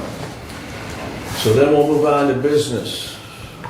Resolution 23-141. To the Honorable Board of Commissioners, we recommend payment of $125 to the Human Services Network of Hillsdale County for annual dues for the years 2023 and 2024. Furthermore, said payment is to be taken from account number 101-191.00-810.000 and be sent to Human Services Network, care of County Hillsdale Community Foundation, Post Office Box 276, Hillsdale, Michigan, 49242. And I would move for discussion. Adopt. Support. Moved and supported. Discussion? A question, Commissioner Lanius, can you describe the agencies that are in the Human Services Network, please? All the agencies? I cannot. Well, I just, Yeah, for example. I cannot do that for you right now. I can get you that information, but right offhand, I don't have that. It's vast and numerous, Commissioner, having served on that board in the past. And there's a lot of acronyms. Yeah. So if you want that list, I can provide it, just not at this time. Just for example, what are some of the groups? Prevention Works, Disability Connections, or members, Senior Center. Okay, and they meet on a regular basis? Yeah, they meet quarterly? Monthly. Monthly, okay. Yeah. It's been a few years since I sat on that group, so. Yes. Do one of us attend those meetings? Yeah. Yes. Two of us, right? So, anyway, and the dues for that are for the membership agencies. So, move for adoption. That's, I think Brent supported that. Yes. Okay. Is there any further comments or discussion? We will do a roll call. Commissioner Wiley? Yes. Commissioner Benson? Yes. Commissioner Leininger? Yes. Commissioner Ingles? Yes. Commissioner Lanius? Yes. Passes 5-0. Please continue, Steve. Okay, October 26th, I had a Board of Health Finance Committee. The Finance Committee moved to the full board a hard cap for PA 152 for 80% cost of the Branch County, what is this, BCBS? Blue Cross Blue Shield. Blue Cross Blue Shield, I'm sorry. For the traditional PPO of a $1,500 plan, and the agency will also pay 8% of the cost of the dental and vision plan. So that was moved to the full board. The full board met on November 9th. That plan was accepted and passed. They also have, we discussed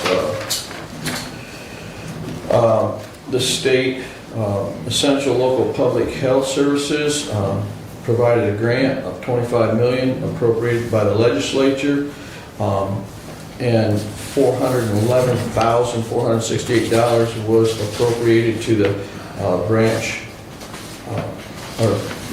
Hillsdale St. Joe Health Agency.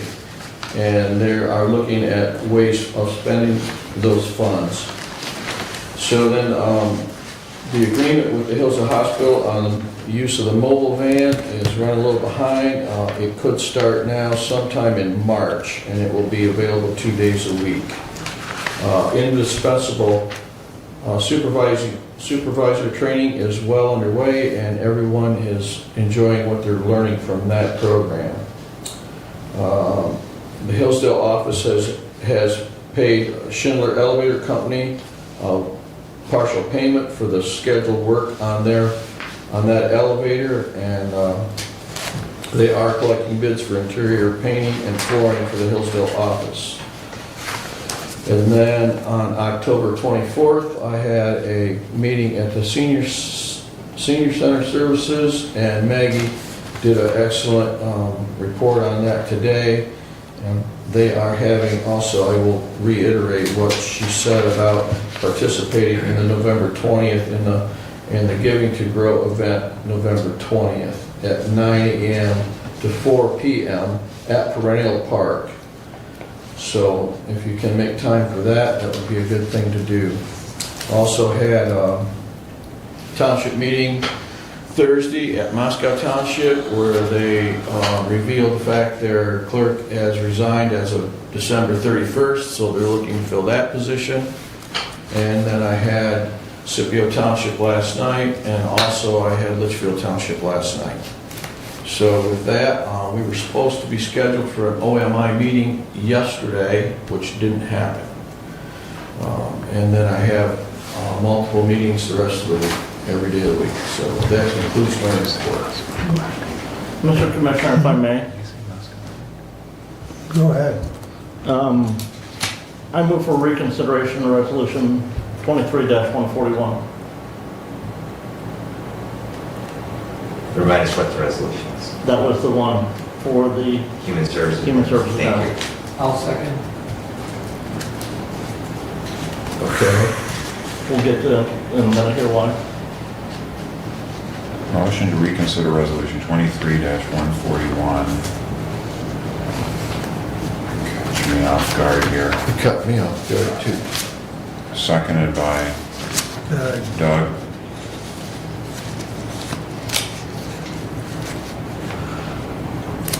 All right. Okay. Scott. Yeah, I believe we have the wrong account number listed. I'm quite sure we have the wrong account number listed, so we need to amend that. Okay. That's the motion for reconsideration.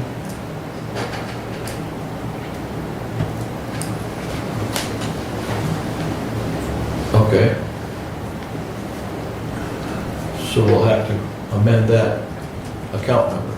Well, we have to vote on the motion to reconsider before we can, Correct. and I believe that's privileged. yeah, I believe it is too.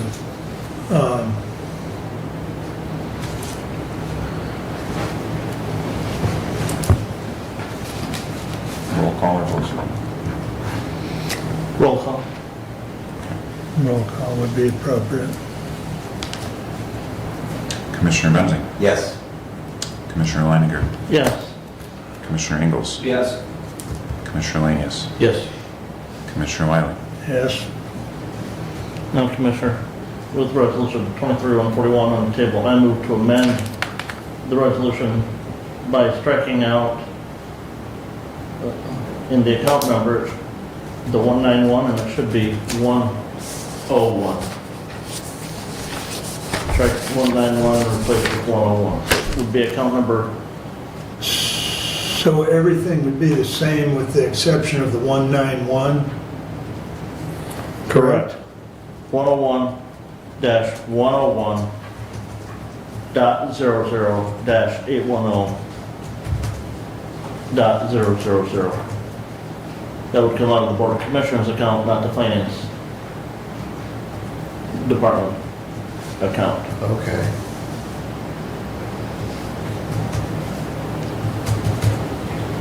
Okay, that's fine.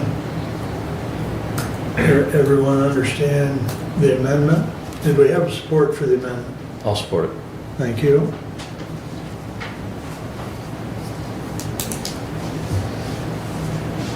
All right, we'll do a voice call, a voice vote on the amendment. So the amendment is changing the 191 within that account number to 101. Any discussion? All in favor, signify by saying aye. Aye. Opposed, same sign. All right. Now we'll do a roll call on the 23-141 as amended. Is this, so, okay. Yeah, we'll do a roll call to make it official.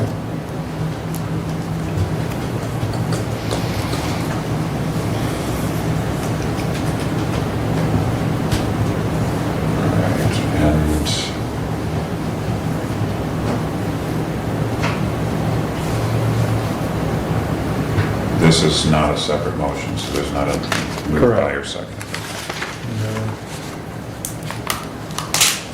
Commissioner Leininger, Yes. Commissioner Ingles, Yes. Commissioner Lanius, Yes. Commissioner Wiley, Yes. Commissioner Benzine. Yes. All right, as amended, 23-141, once again, passes 5-0. All right, now we're back to Steve's report. No, I'm finished. You indicated the Moscow clerk had resigned? Yes, as of December 31st, yes. As of December 31st, okay. So they're going to have the task of appointing a new one? Yep. Okay, okay. Any other questions for Steve?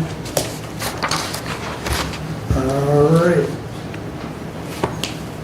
Public safety, Brad? All right. I don't have a resolution for you, but I do have a motion. The Parks Commission is requested by the Budget Committee to have the county purchase an AED and stop the police station for the community center at Lewis Emery Park. The Budget Committee did recommend that we use opioid funding as we have for the other ones throughout our buildings that are open to the public for that purchase.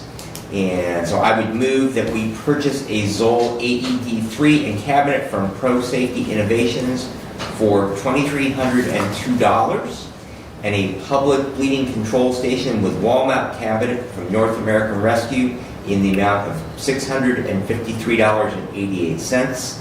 The funds for these items shall be taken from the opioid settlement account. And we will follow up with a formal resolution. I'm sorry I did not have the updated quote from NAR until last evening. Second. Thank you. Whereabouts on your page? It should be like the second item. Okay, Okay. very good. So just basically, the Parks Commission, they said, hey, the community center out there is a public building. I certainly can't argue against that we rent that out all the time. We have a lot of different folks that utilize that. And even though they're right outside the city of Hillsdale, having access to the AED in that building definitely would be a benefit to the community. And I am in agreement with Commissioner Leininger and Ingles that the appropriate source of those funds would be, as we have paid for them for our other buildings. And I assume everyone saw Kathy Schmidt's email. Yeah. And she referenced that as Yeah. well, so. Okay. Is there any discussion on the motion? All in favor, signify by saying aye. Aye. Opposed, same sign. And that will be followed up with a resolution? Yes, we'll have a form with the correct account number, Very good. as we've done with the other ones. Alrighty, Community Action Agency Board met October the 24th. They did approve their 23-24 budget. We do have a board member opening from Hillsdale County due to a resignation on that board, and former Hillsdale City Council person Casey Sullivan, who he actually works for an organization that's one of Lifeway's vendors that provides their pharmaceutical. He's a registered pharmacy tech, and he has submitted his application for that appointment to that. That is not something that we as this body, because of the way that their board is structured, but he fits the appropriate population for that appointment, and so they do have that in hand. It will work its way through the Lifeways process. And we have our next board meeting here in Hillsdale. Because of the Thanksgiving holiday, we will meet on November the 30th, and that will be at Olivia's or in Jonesville, and that will be a luncheon meeting rather than, which we traditionally do for our Thanksgiving meeting. That will be a luncheon meeting rather than an afternoon meeting. County Firefighter Association met on October the 29th, and our County Fire Academy has begun for the year. The Domestic Violence Treatment Court Advisory Group met on October the 30th. Thank you, Laura, for all your efforts in getting that coordinated. They're currently looking to hire a full-time probation officer and a part-time case manager that is funded by that Domestic Violence Treatment Court grant that we did receive. And the district court will create, as part of that, a fast track for domestic violence cases. Those bound over for the offense of domestic violence or any of the other related that will fall under the purview of that, they will then be set up with an appointment for evaluation of Lifeways, and there will be an expedited track for any of those cases to get them moved to final resolution. The Hillsdale County Medical Control Authority met on November the 2nd. The new county protocols, which are actually the new state protocols, should be approved following our next meeting on December the 7th. We had 2 more sections in regards to medications. We're trying to resolve some issues there. Dr. Eric Testa is the new trauma medical director for Hillsdale Hospital, and he is looking to review all of the agreements between the hospital and the transporting agencies of the county to that facility. There was considerable discussion also at medical control about county drug boxes and the possibility of going to a regional drug box, much like they do over Region 5, which is Branch and Calhoun counties, and going to the west. That makes drug box changes much more handy. One of the issues that we have is those agencies that have a Hillsdale County drug box, if they use those in transporting a patient, let's say to Jackson, the problem then becomes that that unit is out of service until they come back to the hospital and make that drug box change. We've done some things in regards to actually adding a second drug box to the RVU units, and that has created some issues in regards to not having enough of those boxes, so we're trying to find a good resolution for that. I did attend basic disaster life support training November the 2nd, sponsored by the Western Michigan School of Medicine. Really good amount of information regarding preparedness towards a community disaster that we might encounter. And I am planning, I'm going back when they offer advanced disaster life support in the spring. So it will be nice to have a member of this body that is trained in that and preparation for the possibility for a disaster. And that can be something much like the ice storm that we experienced. It's an event, a disaster is really just an event that exceeds our currently available resources. The Ambulance Association met on November the 7th, and Commissioner Laniger will provide us an update on that as part of his report. Thank you very much, Commissioner, for your ability to attend that so that I can be elsewhere. I had another commitment that evening. The 911 Board met on November the 8th. They did set their 2024 meeting dates, so they have those done for next year. And Director Whitaker is working on an updated quote for an 800 megahertz system as we continue to have the need for all of our public safety agencies within the county to make that upgrade, and to be able to move forward with that possibility, we will have to get updated pricing. So that will probably happen. We will probably have that sometime in January. Prevention Works met on November the 9th. Plans are ongoing for their second Experience Wellness event. Very well received. I think we had like 170 participants last year. We actually exceeded the ability of the facility we have, which was a senior center. So they were actually looking at utilizing Camp Machindo, which is a significantly bigger area. I won't say nicer, a little bit different environment with their outdoor spaces. But they probably will be doing that sometime in April and coordinate that with the state's annual medication take-back event. They have an annual event for that, the state does, and we will probably tailor the timing summers around that event. Lifeways does now have a Narcan vending machine in their lobby.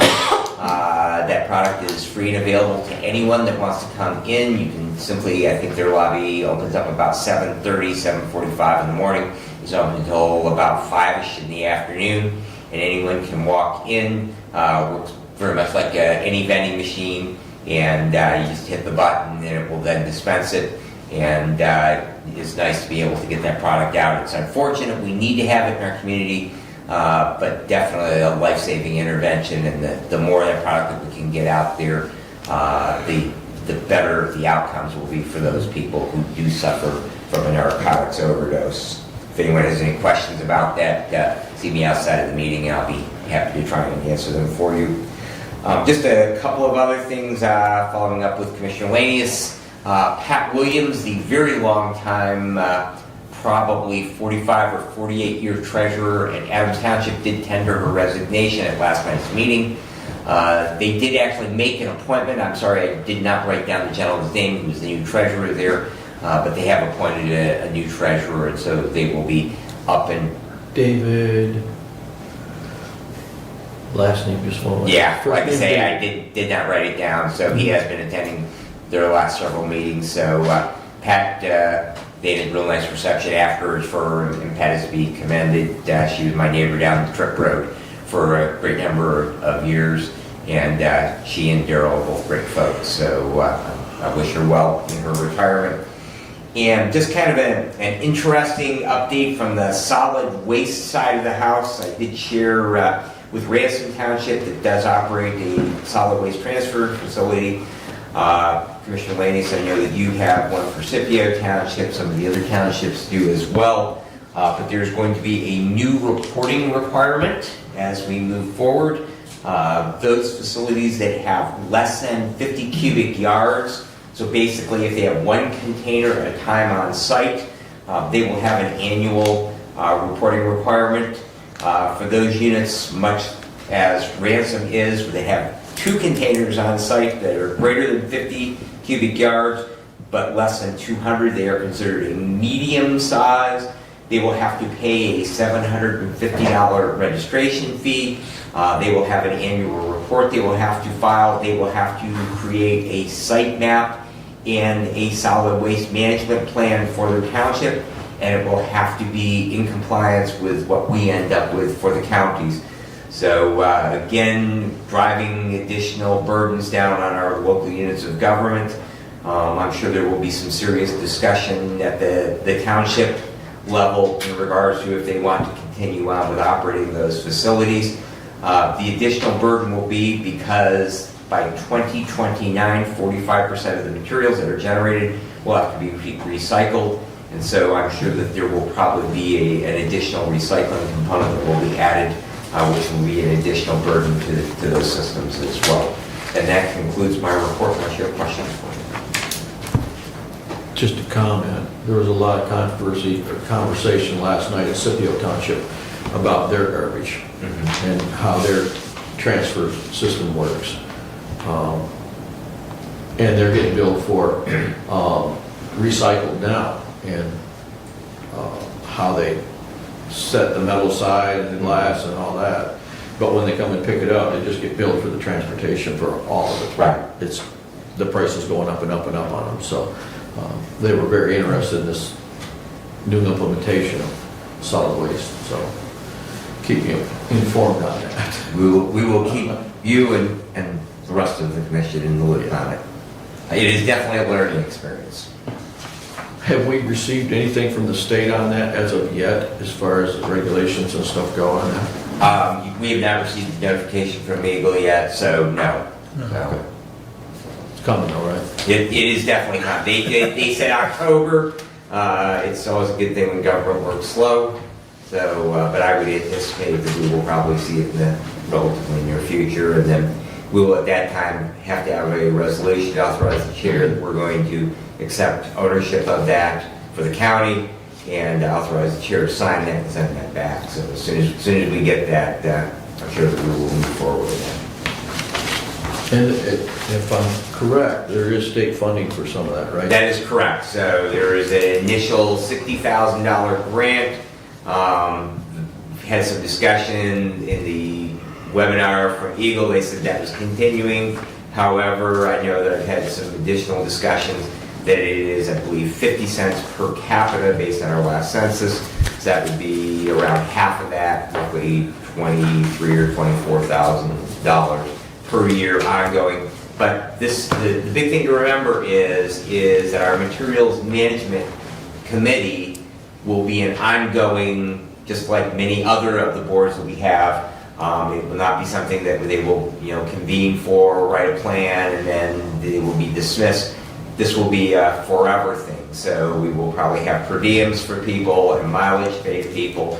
And I very honestly, from what I've gleaned so far, we probably are looking at some point, we are going to have to hire an individual who will be the coordinator for the county.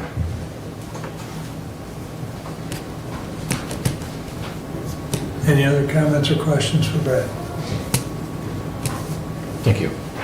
Doug? Yes, sir, thank you. Starting with the road commission had 2 meetings since our last meeting.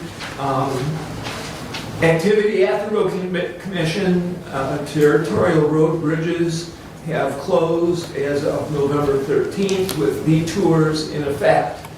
Detour route signage, there's 62 significant signs at intersections are in place as of November 13th.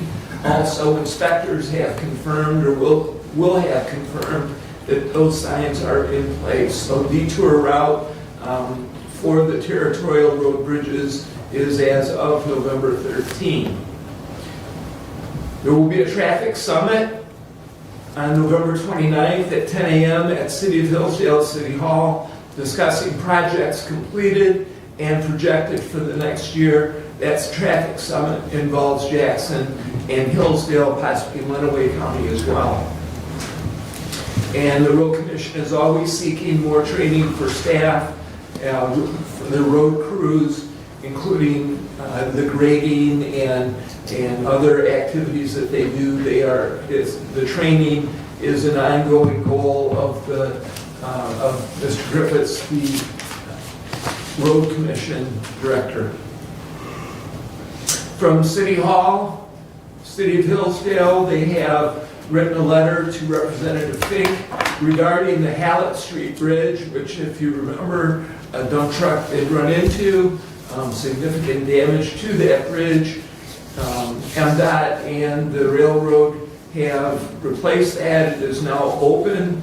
It has been repaired to 9 feet 8 inches, which is still very low. Hoping for a possible replacement of that bridge in 2025 or 2026. That is the request. The Kiefer House update, there's a flurry of activity. Structural work is currently being done. Renovation will begin after that structural work is complete, with monthly updates to continue.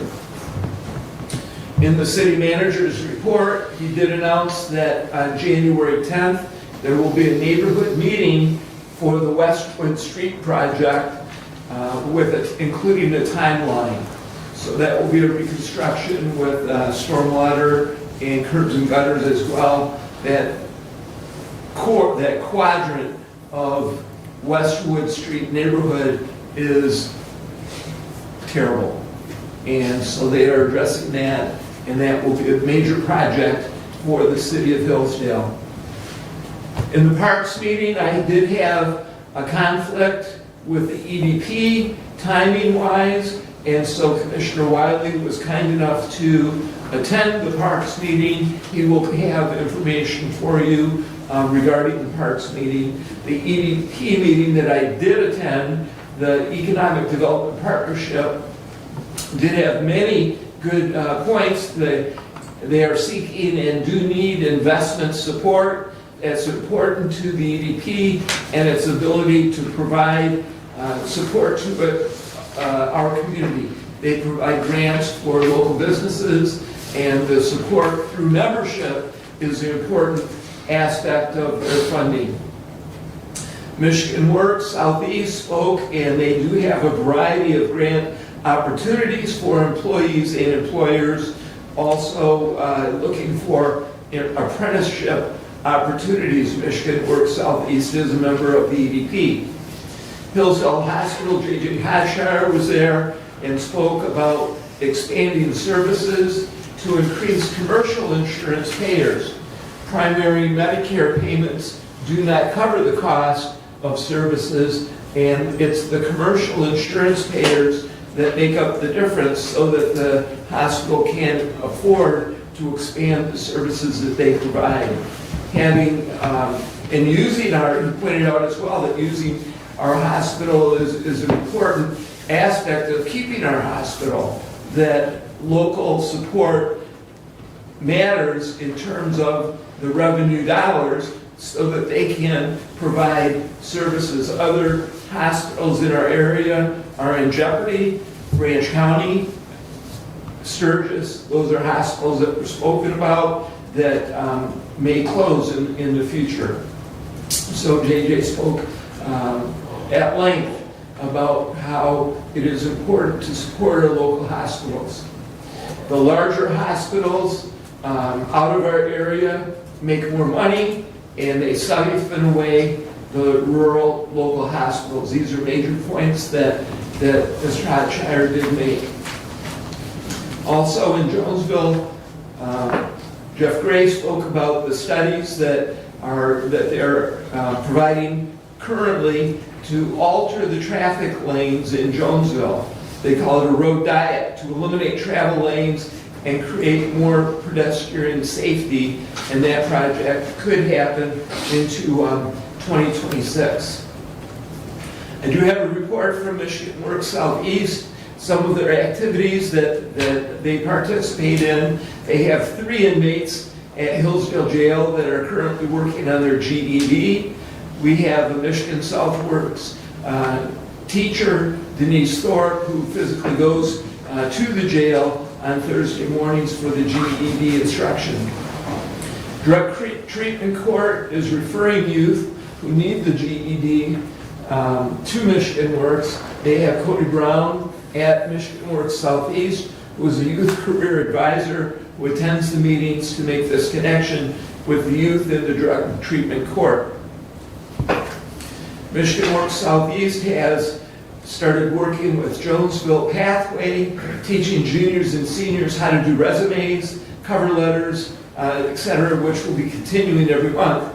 Currently, 15 students are involved, 70 students in total at the school, and school already is talking about needing sophomores to get this information as well. They anticipate other schools coming on board. Great success. Cody and Tammy in the school contractor are revamping current presentation so that more students can participate. Again, that's for creating resumes and learning the process of how to get a job.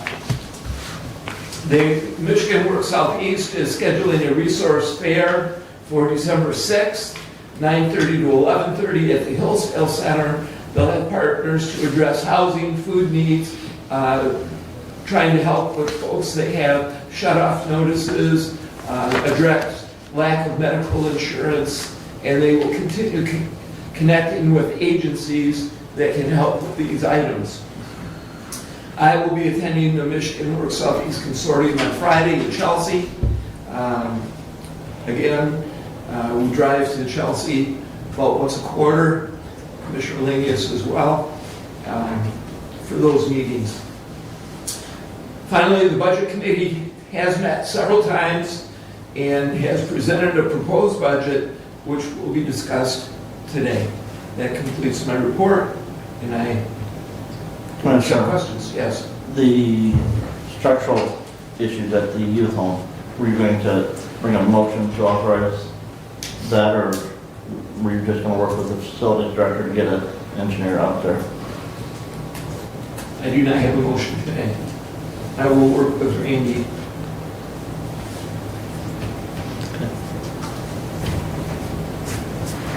Anything else, Brad? Just a couple of comments. One of the concerns in regards to the strength of local hospitals and having a local hospital is the location to transport to, because one of the problems we have right now is availability of ambulances. If we don't have a local hospital, that means they have to take that patient out of the county to a local hospital. So definitely something that we need to stay on top of. And Commissioner Lanius, I don't know if there's been any discussion in regard to the road diet in Jonesville, but I have heard some feedback from the fire service of the difficulty at times, as it is right now with the current configuration, of navigating from the fire station Through town. And were the road to be reduced from the current 5 lanes with a turn lane in the center down to 3 lanes, that could make that navigation incredibly difficult. So, I don't know if there has been any discussion, but that is some feedback that I have heard by the fire service, and some concerns expressed by that, simply because of where their fire department is located at. And that's an absolutely rock solid argument, because US 12 is the only way through Jonesville. If you want to get through Jonesville any other way, you have to go way out of town. And so it would make it, at some times, it would make it almost impossible to get a fire truck or an ambulance through town if they change that configuration downtown. So that's something they really, really need to consider. So. Quincy has it that same way. It's 3 lanes now. It used to be 4 years ago. I don't know where the fire department is. Fire station is just a little bit east of the 4 corners there in Quincy.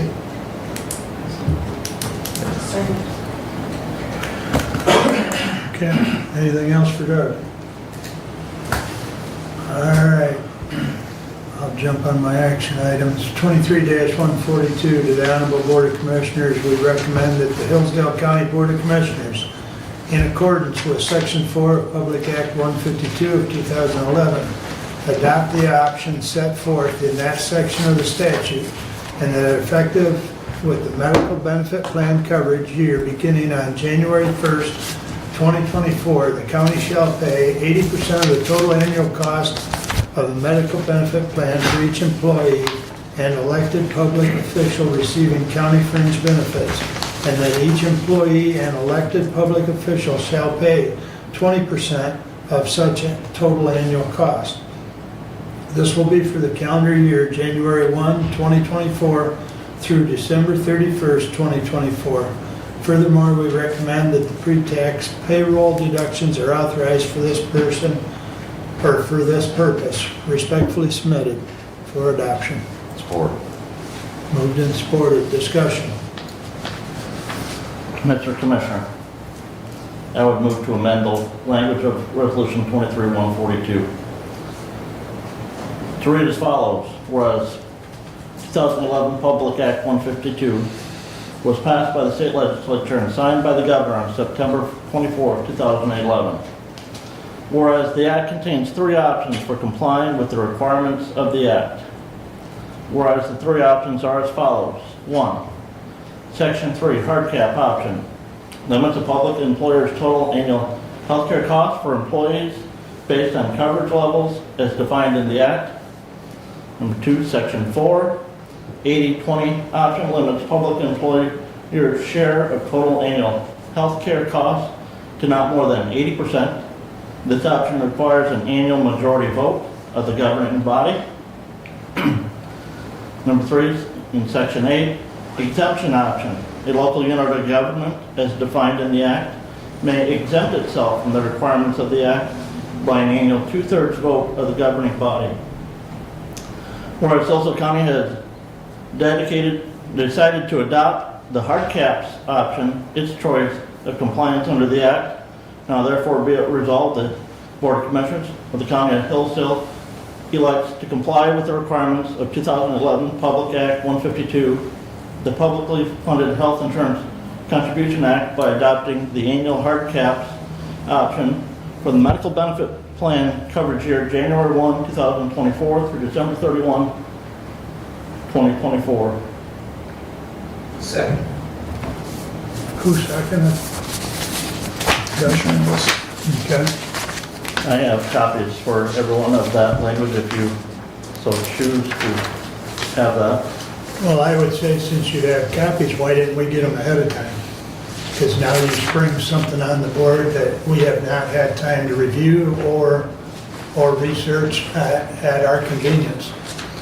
And this is a topic that you know, contains a lot of information. I will, as long as I'm talking, I will vote against this amendment. So I will open the floor to discussion.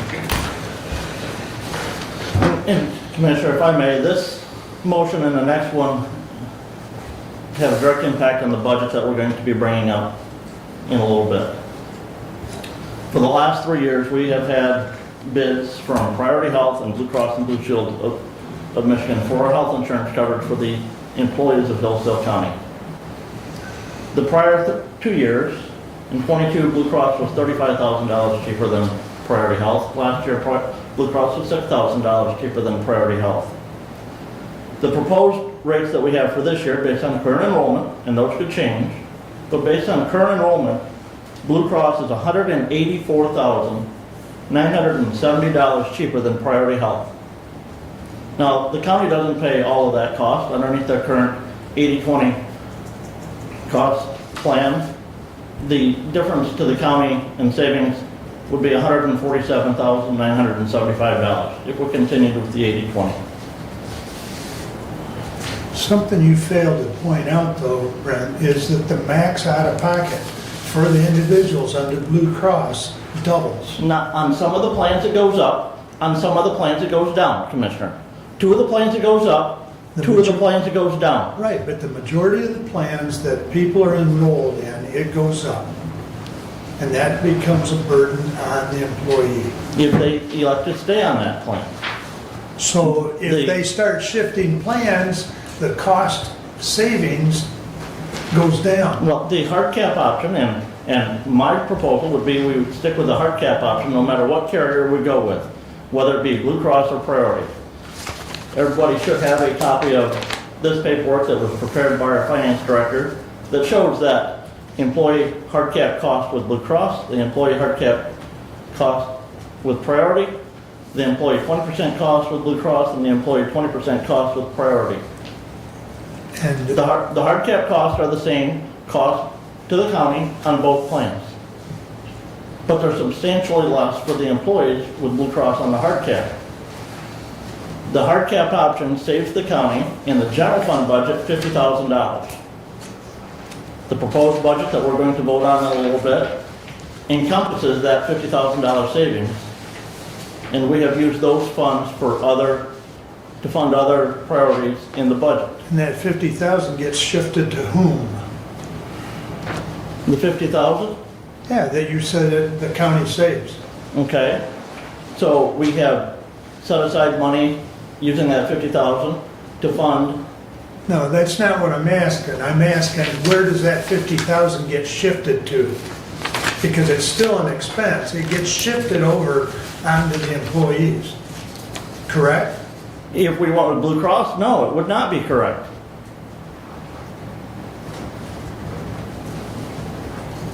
I disagree with you on that one.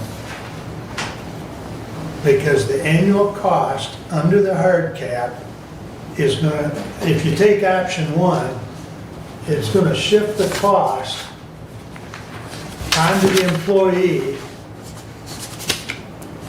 over $1,200 annually increase on option 1. That's if you go with Priority. If you go with Blue Cross, and option 1 is the option that we're contractually obligated to offer. We have 2 collective bargaining agreements that we have to offer that Priority plan or a comparable. And that Blue Cross plan is a comparable. That plan has a lower out-of-pocket cost. Should the employees or their family utilize the full amount of that plan, and that plan, the employee hard cap rate is $137 for a single,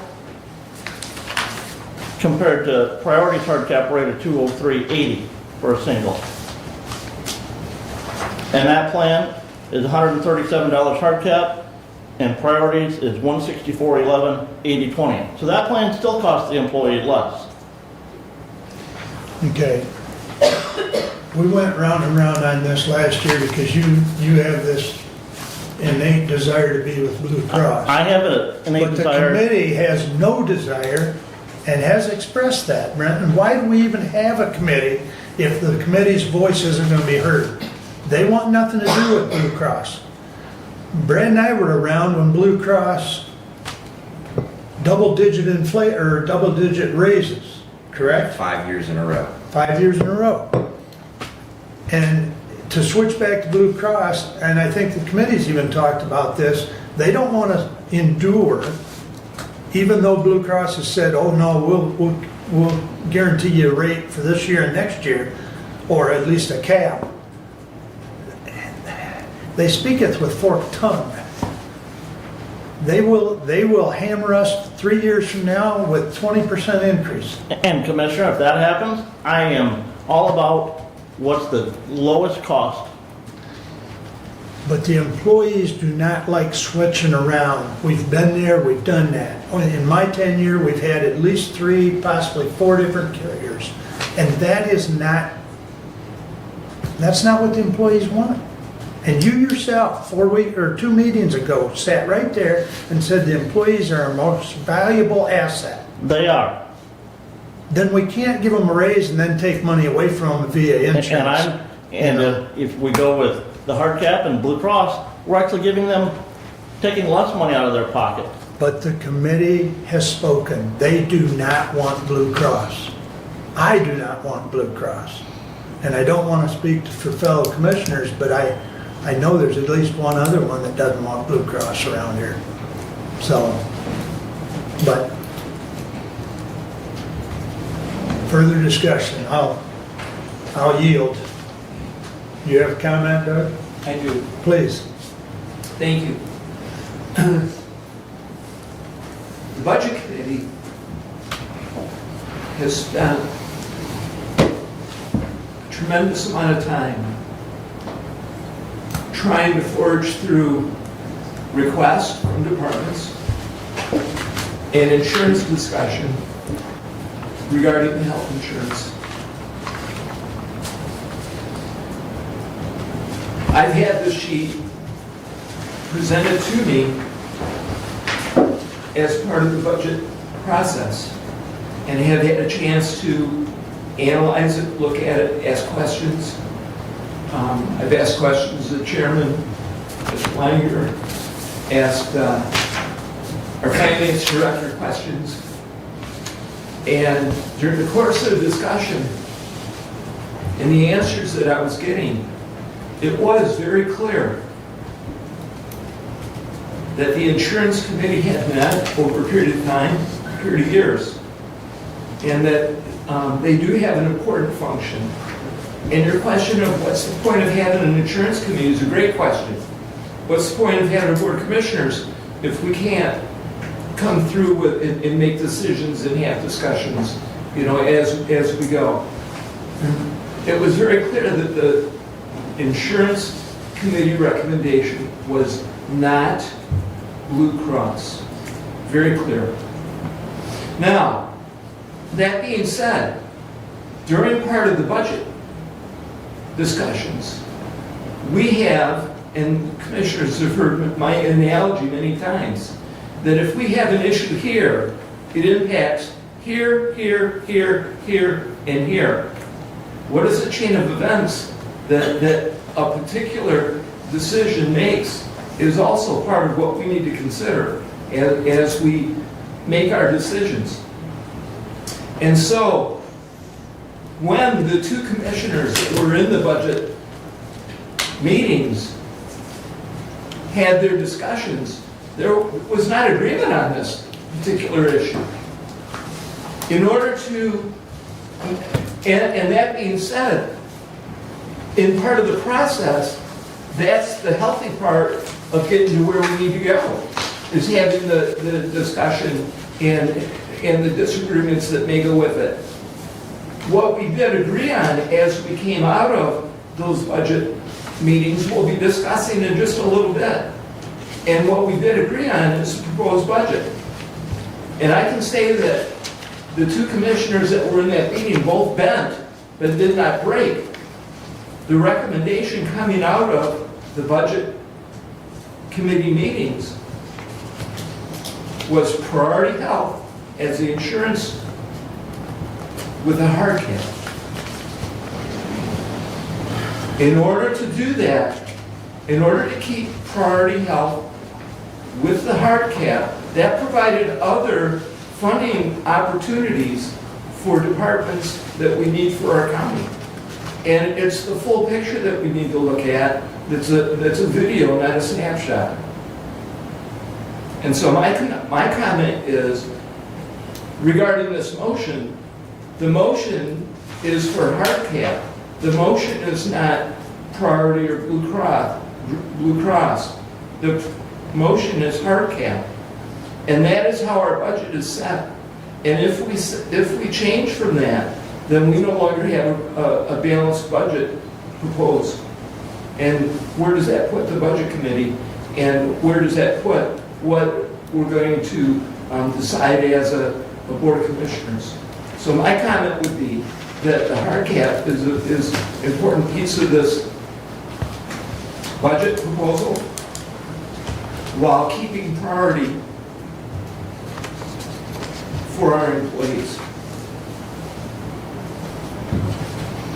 Well, as far as your comment of where does it go as far as the budget, it just simply sends it back to committee. But that's, anyways, further discussion on the amendment. Brad? So I'm going to speak in opposition to the amendment. I have been around since we've enacted this at state level. It was a huge benefit, not just to Hillsdale County, but to every unit of local government in the state when it created skin in the game. Whereas employees had a vested interest in looking for what the best solution was in regards to providing health insurance at the most affordable level so that they could protect their families, and that government units as employers could provide the best work environment possible within their budgetary constraints for those employees. We have always opted for the 80-20. That has been a good resolution for our employees. Our employees are happy with it. And I think that sometimes we collectively need to make sacrifices across the board.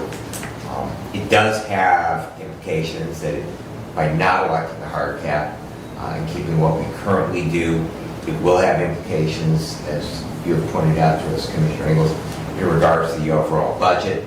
It means that we will not be able to possibly fund some things that the budget as presented were included. And very honestly, that I have some items that were not chosen to be funded that I would like to see funded.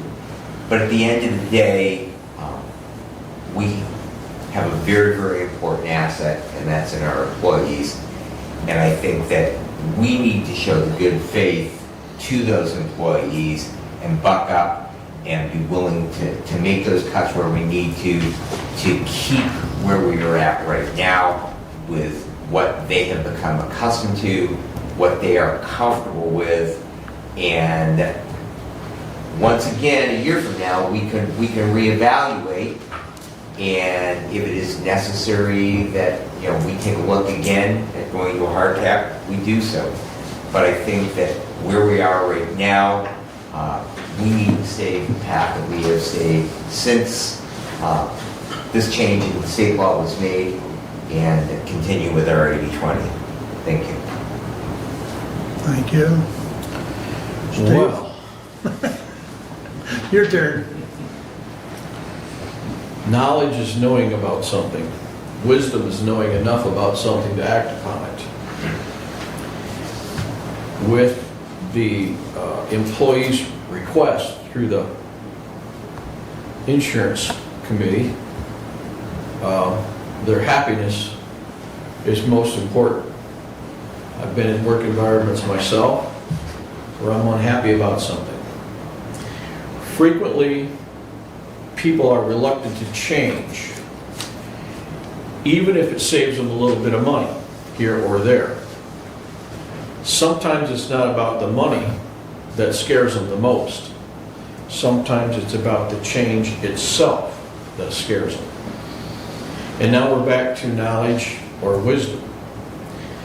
So had this program be presented, and I don't know, I wasn't involved in the presentation of this, had it been presented in a manner of fully understanding for each employee, their evaluation may have been different. But as it stands, they have made the request for priority. And I think we need to honor the request of the employees regardless of the outcome of the budget and how that all is reflected. Our employees have suffered over the years for lack of financial payment. They're working still under what the consensus of the state and other counties that are comparable to us, their hourly wages are less or on the bottom. And we just gave them a 3.7% increase to try to help out.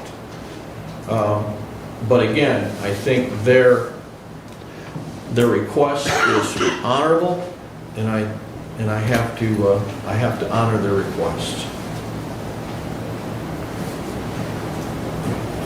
That's all I got. Any further comments on the 23-142 amendment?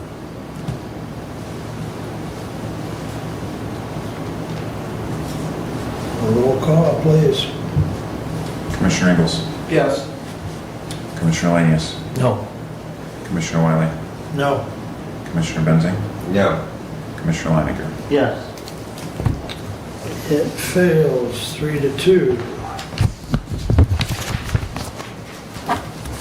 Now we go back to the original version of the 23-142 that I read. Further discussion on that?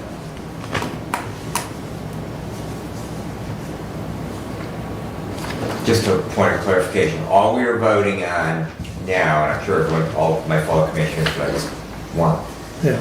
the general, we are voting on to accept the 80/20, we are not voting on the carrier, who the insurance company would be.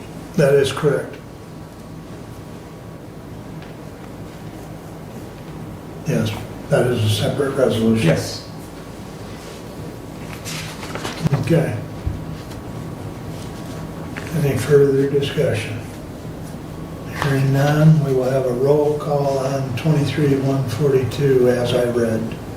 Commissioner Lanius? Yes. Commissioner Wiley? Yes.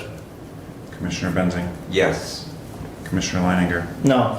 Commissioner Ingles? No. And that passes 3-2. We'll take it, sir. I appreciate your education. And now we get to the carrier.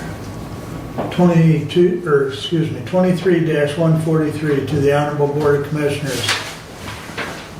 We recommend Hillsdale County offer the following health insurance plans from Priority Health for the 2024 benefit year to all eligible employees. 2023 Priority Health HRA 1000, 2023 Priority Health POS HSA 1600, 2023 Priority Health HMO HSA 1600, 2023 Priority Health PPO HSA 5000. Each employee will have the choice in which plan to enroll or to waive participation in the county health plans. Should an eligible employee waive coverage under the county health plan, they shall be compensated per the terms and conditions of the respective collective bargaining agreement. Respectfully submitted, Mark Wiley. Second. Doug Spur. Discussion? Hearing none. Roll call. Commissioner Wiley? Yes. Commissioner Benzing? Yes. Commissioner Leininger? No. Commissioner Ingles? Yes. Commissioner Lanius? Yes. Passes 4-1.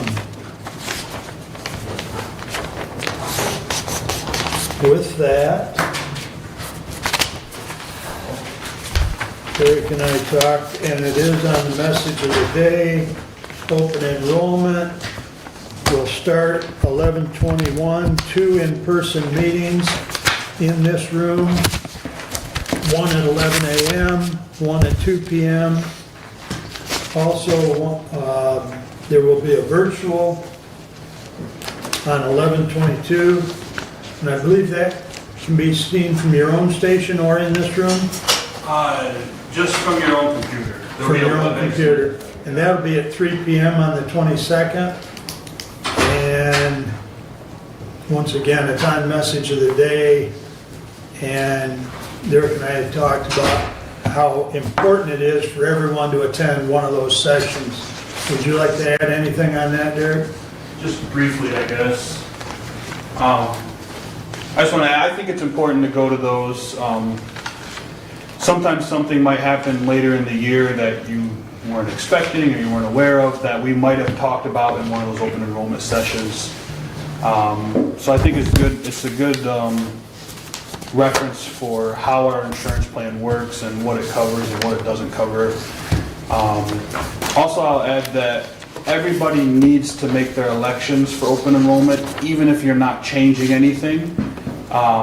You still have to select that you're not changing anything or that you're opting out or whatever it is. If you don't know your login username, you can contact me, I can let you know. I can help you reset your password. And if you still struggle with that, then you can just call me and we can kind of do it over the phone, or you can stop by my office, or you can call 44 North and they can also do it.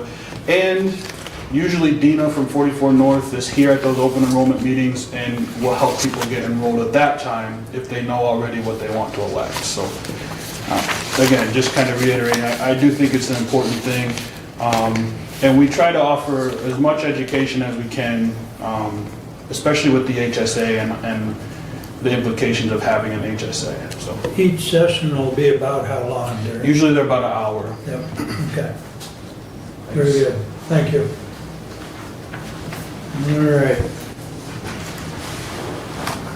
All right, a few other things I'll run down.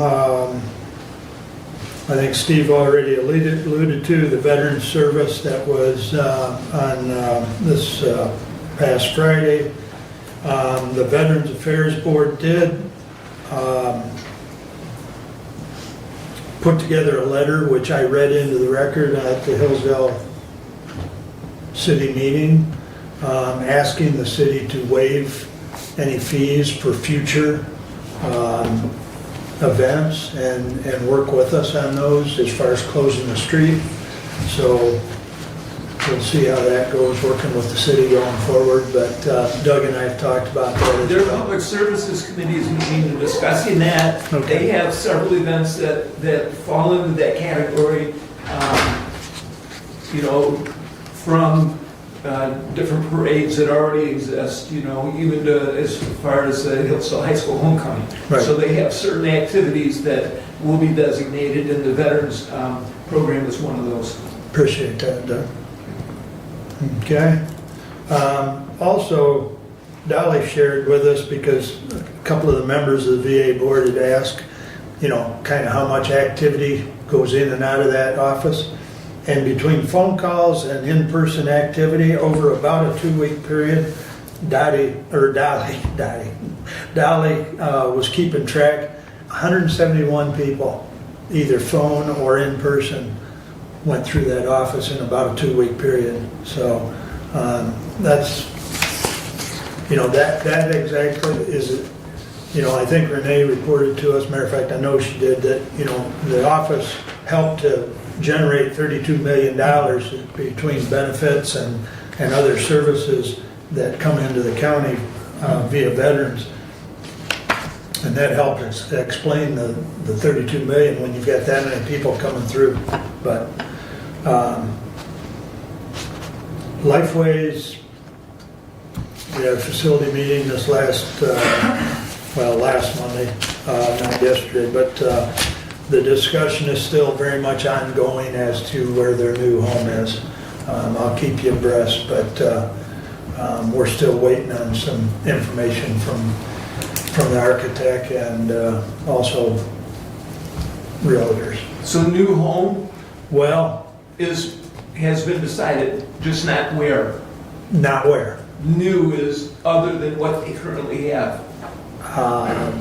That hasn't been ruled out. Okay. So, because there's still the possibility of renovating that location. But that's probably moved down the list to maybe third or fourth option. So, Okay. there's about 4 options on the table, but yeah, it's still in the mix stuff. Yeah. MTA, I just wanted to, I happened to pick that up this morning and read a little bit. Everybody should get the MTA magazine in this November's latest issue. And I was looking through the, inside Lansing part, and there's an interesting part here on the changes to disabled veterans property tax exemption. In the past, they've had to provide that every year. Now, going forward, under Public Act 150 of 2023, the veteran or the unmarried surviving spouse only needs to file an application once. So, of course, there's some other caveats if the status changes of that surviving widow, but I encourage everybody to pick that up and thumb through it. They've got a lot of good information, not just this month, but every month. And last but not least, I did attend the Parks meeting for Doug, and I told them they asked me if I had anything to say, and I said, I'm just happy to be here. So, they did approve their lawn care and snow plow of the park with B&A Lawn Care. Let's see, what other notes did I make on here? Oh, they were talking about cutting timber and maybe thinning some of the trees. Not necessarily tree trimming, thinning the herd, so to speak. And so Mark Klein had looked at, or talked to a couple consultants. There's a cost with that, just to get the consultant in there. But they talked to NRCS from Lenawee, and they've got a tech that can come over and at least, give them some guidance for free, because, he's part of NRCS, and he could also help determine what invasive species might be there that need to be taken care of within the park. And then they discussed, Gary Leininger knows a logger, I think down around the Fremont area, but he's right across the line anyways. But this logger could come up and for free of charge, just kind of walk through with them and tell them what he thought. So those were what they were looking at on that. There was some discussion on liability coverage, and I encouraged them to contact Stephanie to see if, their board's not covered under our policy, I don't believe, but perhaps there's a rider through MMRMA. You're talking the park. Pardon me? You're talking the park. The park and or the road commission. The park buildings are. Okay, the buildings, but what about the board members? Trustees. They were supposed to reach out to you so that Yeah, you I could. had gone, my brother-in-law passed away, so I was Okay. for a few months, so I haven't heard anything in my, what I have been able to check on my emails. Well, maybe if you could check with MMRMA if they're, they're part of county government, but could they get a rider off our policy as far as liability? So, okay, thank you, Stu. Yeah, probably, you could even let me know what you find out, and I can forward it to Bob Godfrey, or I can forward it to Doug. So, then Mike, I'm not sure. Works. What's that? Mike Works. Okay. He had emailed everybody a report on a water problem And evidently there's water going across the road into somebody's, I don't know, lady's yard, basement. So they talked quite a bit about, and Mike thought if they kind of filled a hole, built a berm with just a few loads of dirt, that it would at least divert the water and not be going across the road. So when they discussed it some more, they decided they're gonna dump the dirt and fill the hole and build the berm. Be done with it. Yeah, and they, presumably that'll solve the problem. Except that her basement is under the water level of the lake, Yeah, and that is the problem. that's more of the problem than the runoff. Is Yes. kind of the way the discussion is going. Because this discussion's been going on for Ongoing, Yeah. years. Yeah, so, but that was about the extent of my notes. Thank you again for attending on my behalf. Thank you for getting me out of an 8:30 meeting. And we were jockeying to see who could make it, but I made it work. And the calves were drinking fine, so I could get out of there. I got a bunch of new calves, so. Let's see, parks, I think that's it. Unless there's any questions for me. We will move to Mr. Leininger. Before we jump into the budget, if we could take a short break again, please, because this is going to be a discussion, I believe. Well, that's fine if you need a quick break, 3 minutes.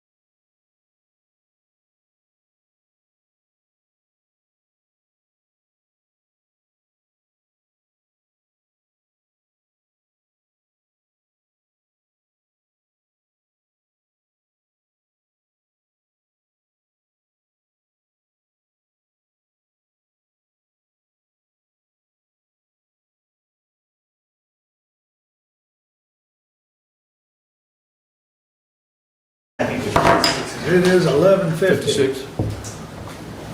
All right. You have the floor, Brent. All right, and I may disappoint Commissioner Ingalls because of the action on the prior resolution, we're going to have to rework that tentative budget and the special revenue budget, and those will go back to committee, and we'll come back at our next meeting. Does that need to have a motion, or is it just? I'm not moving for the adoption of those resolutions today, so. Well, I think what we're doing is moving 23, 144, and 145 back to committee. And 146. Yeah, 146 will go back. Because it's just not a simple change this line, change that line, because. And I don't think this needs to be a motion. I think it's No. just Right, yeah. the motion, fact of the the matter. resolutions have not been introduced, so they will go back to committee. If I could, Mr. Chair. Go ahead. I had some questions in regards to the unfunded items and just, I think that, going back around. I think if the budget chair's okay, could we? I'm more than okay. I mean, we can discuss multiple things that were funded, things that were not funded, things that funding was removed from. I envision Commissioner Wiley's got one item specifically on that regard that he's going to bring up, so. Okay. I highlighted items. All right. I've got highlighted items too, so. All right.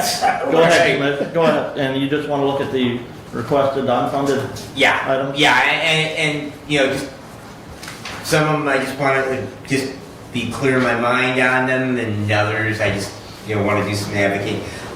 The Office of Emergency Management, there was a request for some radios. I do know that when we had the ice storm event, I'm not complaining because actually it was kind of like a wadded up old sock in the toe of my boot, inconvenient, really more just a little uncomfortable when didn't have power for 8 days, but definitely that we saw some significant reduction in the ability to communicate via cell phones because those cell phone towers they went down as well. I know that the new radios in particular are really expensive, but we have had discussions about emergency management in the past, about the possibility that we need to consider, much like other counties, and somehow figuring out a way in the future, and I'm not asking for that now, to bring on a full-time director in that position. But I just would like to advocate that if for nothing else, and the 5 used portable radios, if we can find a possible way to make that happen. But I would like to know a little bit about on the Planning Commission with the special projects. I know that Region 2 versus MSUE versus nothing, and I see that the request was $10,000.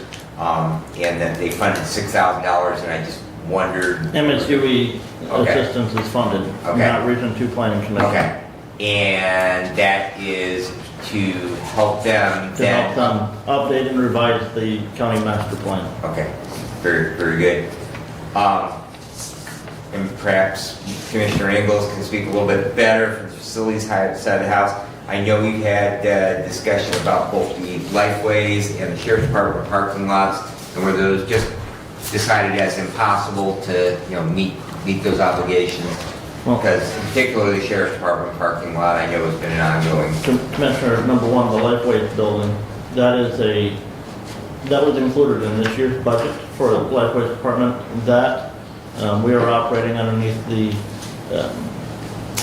premonition, just like with South Central Michigan Works, that is a CAM expense. Okay. That when expended, it will be reimbursed from Lifeways. Okay. Okay. As far as the parking lot at the jail, sheriff's office, again, working through the budget. Number one, making sure we've got adequate funding to finish the number one major project that we currently have undergoing. That's something that is on the stove, but it's on the back burner. Okay. Okay. Because I know that there has been some safety concerns expressed about that, so I just wanted to thank you. I appreciate that. As long as it's still on the stove, Even if it's back burner and it's turned down to medium, you know, I'm good with that. So, and then just staying on the parking lot theme, the DHHS building with the seal coating on that, that is a, you know, preservation, obviously, we have recent thought here. And so was that also possibly under the reimbursed, but gotta make sure you gotta have, or? Yes, as well. Okay, those are good answers, thank you, I appreciate that, because that helps me understand that we are not saying absolutely no, it's just other things, again, have to fall back into place. And then I assume those placeholders that were on there, just in some discussions, those were some of those items that are going to be going back to budget because those were contingent upon what we did with hard cap versus the 80/20, and also the provider that would help free up some of the funds to make those possibilities. Correct, Commissioner. Okay. Although that is a statement that has not been agreed upon yet. Okay. That 50,000 will have to be cut from somewhere. Okay, Yes. from somewhere. Yeah. Okay. I think that covers all my highlighted items. Thank you both. You know, and again, I know I've expressed personally to Commissioner Weiner, Commissioner Ingles, and Commissioner Weiner, and publicly, I would like to thank you. Having birthed a couple of these myself, that a lot of work. Just Derek, thank you to you too, because you're really you're the quarterback back there that makes all this come together. So thank you for all that you do. Yeah, but with all this sign stealing going on, I don't know. Michigan State didn't do that, right? No. Didn't help anyway. What item did you think I was going to ask about? I think it's a non-item.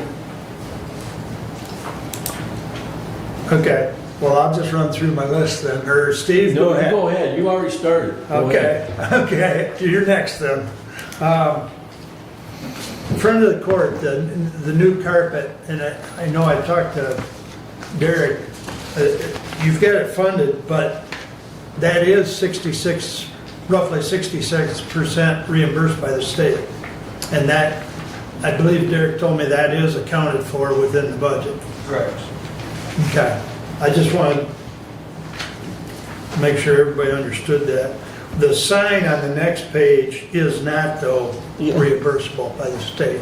Correct, but I do believe we said that there's enough room in its current year budget or in next year's budget, just in the general budget line items, that there's enough money there to pay for that sign. Okay. Yeah, I mean, it's funded, it's just, actually, you funded it a little more than what was requested. Well, I can explain. there were two, Go ahead. and there was two requests, one for the sign out by the drive and one for one on the building. So there were two signs that were requested that were actually rolled into one on And that. by the road, there's two sides of that sign. Right. Okay.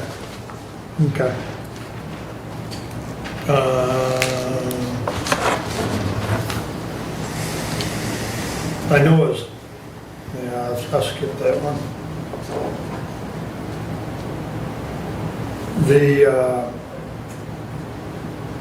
And I guess this was a general question across, because there's different, I know there's wage requests, but you put a hold on them based on working on the study. But when we did the 3.7, we did that for everybody, is that correct? Okay, Commissioner, we applied that 3.7% adjustment to the wage schedule that we enacted through that study. Okay, the budget presentation includes a 3.7% wage increase for the elected officials other than the Board of Commissioners. Okay. Okay, and so that is reflected in that, and once the budget is adopted, we will then bring back a resolution setting those for payroll to know exactly what those wages will be for the elected officials in 2024. Just so I'm clear, anyone that wasn't on that wage study, such as the elected. Which the only people that were not on that wage study were the elected officials and those employees covered by collective bargaining agreements. Okay. Okay, so that would be the two union represented at the sheriff's department and the 2 union representatives at the 911. Right. Those are all subject to their collective bargain rate changes for 2024. Correct. Everybody else was migrated to that wage schedule as of January 1st, 2024. Okay. And that our proposal includes a 3.7% wage increase for the other elected officials besides the Board of Commissioners. Thank you.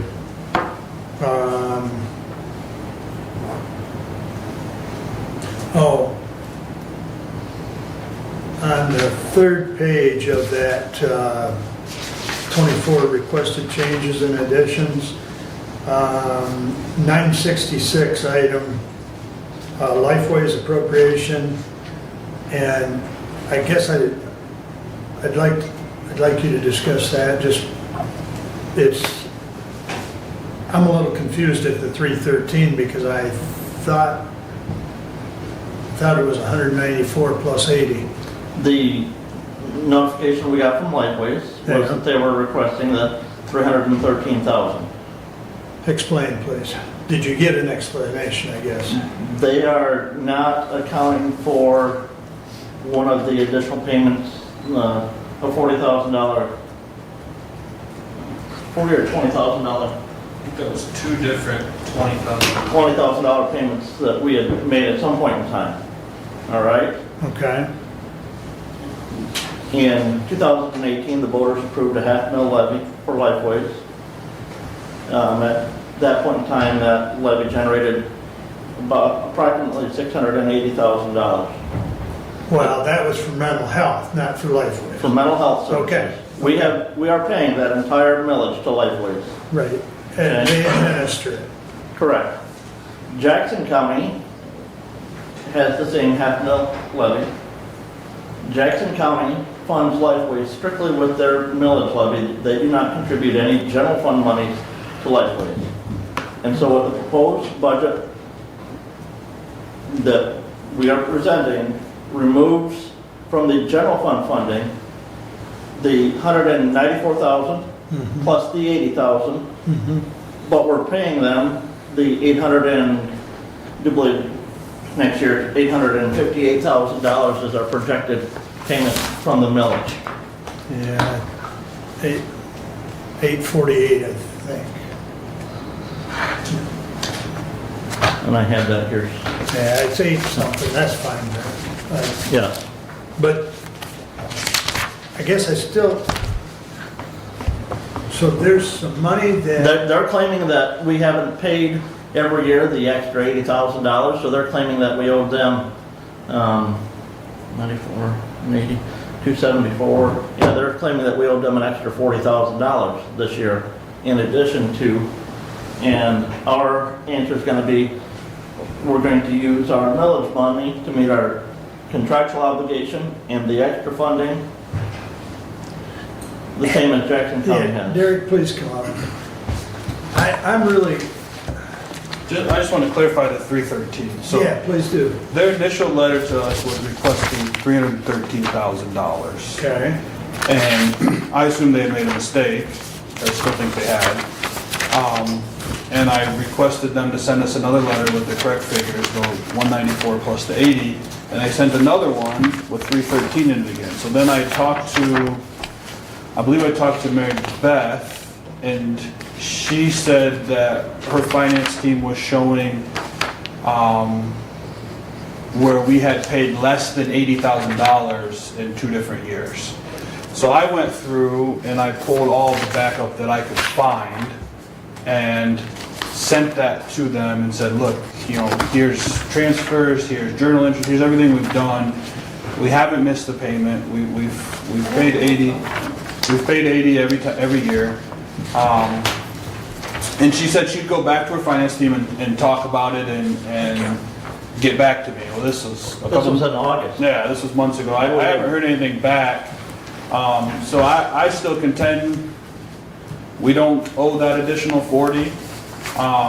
And then kind of the point of the budget is even if we do owe it, even if you say we owe it and kind of stick to that, it's gonna come out of the millage anyway. So, you know, the general fund isn't ponying anything up out of the general fund budget as proposed. Right. And I understand that. But then, in the same token, that takes more money from a mental health millage that is designed for mental health services. It takes money away from that, I mean, it's taking it from this bucket and putting it over in this bucket. I mean, it's still within, but I still contest, because I've been here for every one of them payments, and I don't ever recall us not paying the 80. No, we all, I'm certain of it, that we all have. On a matter of principle. We showed the request at 313 because that's what their letter said. Yeah. But like I say, I think the letter is wrong. On a matter of principle, and I can take it up tomorrow. Yeah, tomorrow night's the board meeting. I'll bring it up because on a matter of principle, that's horse hockey. And I told Mary Beth, one of the issues that caused that could have been the way they account for their financial year versus us. So if we send a payment in December, so we do a quarterly payment. So if we sent $20,000 in December, they might have counted that toward the next fiscal year. Yeah, so that was one of the things. Yeah, that was one of the things I asked them to look at was, you know, make sure you've picked up in each fiscal year the last quarter that we're submitting. And like I said, I just haven't heard back. I feel like if they looked into it, they would see that. When did that start? I know it was 2013, I think. 14, Yeah, 2014. Memory serves me right, yes, it was. Yeah, the first payment was done in the 14 budget year. It was approved in April of 14. Yeah.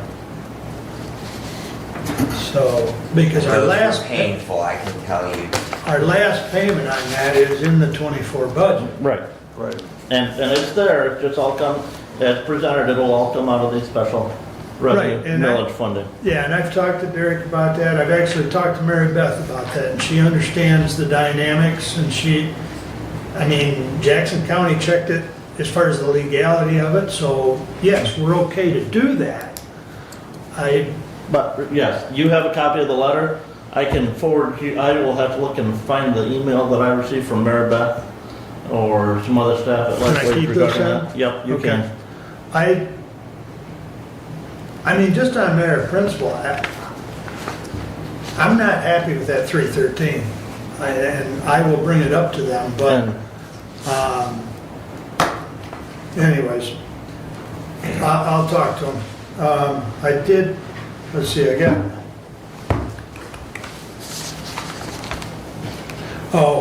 I guess I wanted to bring this up because I did check, and I think,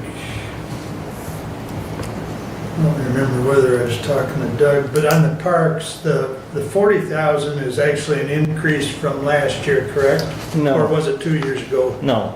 So 2 years ago, we increased. 2 years ago, we went from 30 to 40. Yep, okay. And then the other 30 is for the weed control, The other correct? 30 is for the weed control. Now, Okay. you mentioned an email that at least I received, and I didn't know everybody else received from Road Commissioner Schmidt yesterday. Yes. Okay. A point of interest that I have brought up to the commissioner is the road commission bills the parks for 8% of everything that they expend out of the parks budget for the parks, for their administration and oversight. We, at our last meeting, approved a report from MGT America as a cost allocation plan, where the county has direct documented numbers from a third party as to what county general government covers for the road commission and parks. My conversation with Commissioner Schmidt is that I would hope that the road commission would forego that funding, because that's, in their presentation to us, that was over $6,800 that they could use for seal coating. Because otherwise, if not, then the county needs to send the road commission a bill for what the treasurer's office and the clerk's office do, documented by MGT America, for the work at the parks. Now, that's not included in that funded and unfunded, Commissioner, that's in there. Well, I was just looking, when you're talking 6,800, that even the tree trimming was a $5,000 request. You know, and I know Kathy talked about that in her email, from a liability standpoint is what she was talking, and the 6,800 you're talking about would take care of the tree trimming. Exactly. So, yeah, I get what you're saying. And it's even more concerning because they bill that the year after the money is expended to the road commission, and their justification for that is if they administer a MDOT project. Yeah. If that MDOT project is $500,000, the road commission bills MDOT 8% of that for their administration and oversight of that program. We're increasing that funding proposed by $30,000. Well, it's another 8% on 30,000. Okay, so that 6,700 is based on prior year's expenses, not, so next year that figure would increase. Okay.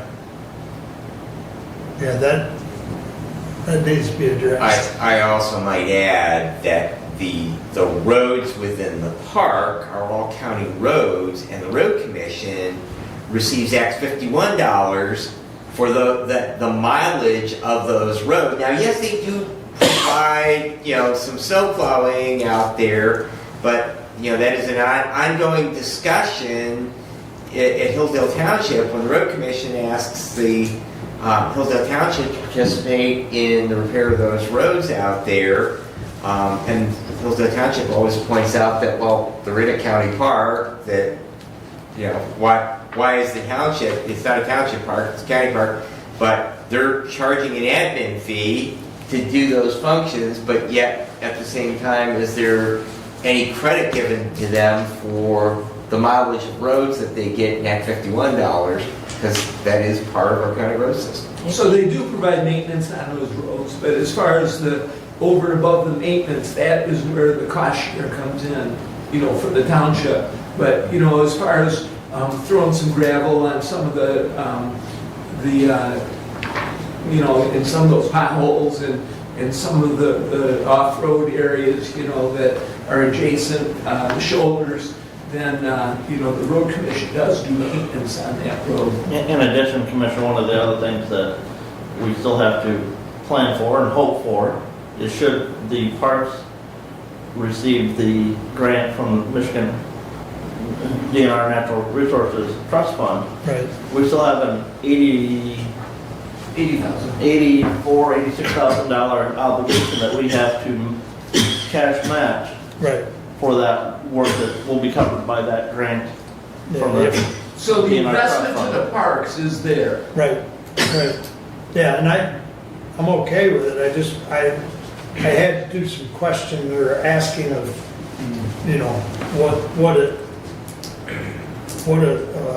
what the obligation was meeting. So the one last question I have is bus garage, building maintenance, and this is on the budget proposed sheet, but 26,000, I'm just curious, that's actually an increase from previous years, but where are you at? on the 2024 proposed budget breakdown, on the second page, it'd be under general government, item 265.04. Can you read the page number from the upper corner? He's not on that, he's on the... No, Oh, okay. I'm You're on on- this You're on one. that one, okay. Yes, sir. I've changed yours then. What's the number again? 265.04. Derek, can you answer that one? Yeah, it's almost entirely utilities is that budget. This is the garage down. Right. So you have refuse and electricity, make up $24,000 of that $26,000. Right. And then there's a $2,000 repair and maintenance budget for that building, that's the same as last year. Okay. So all that's went up is anticipated increase in utilities. Okay, And refuse. okay. And Okay. refuse. I Well, take that refuse back. stayed the Refuse is the same. same as last year's Yeah. budget, yes. Yeah. We just need to turn the So lights it out. only went up, it went up a total of $1,200 on that budget. Okay.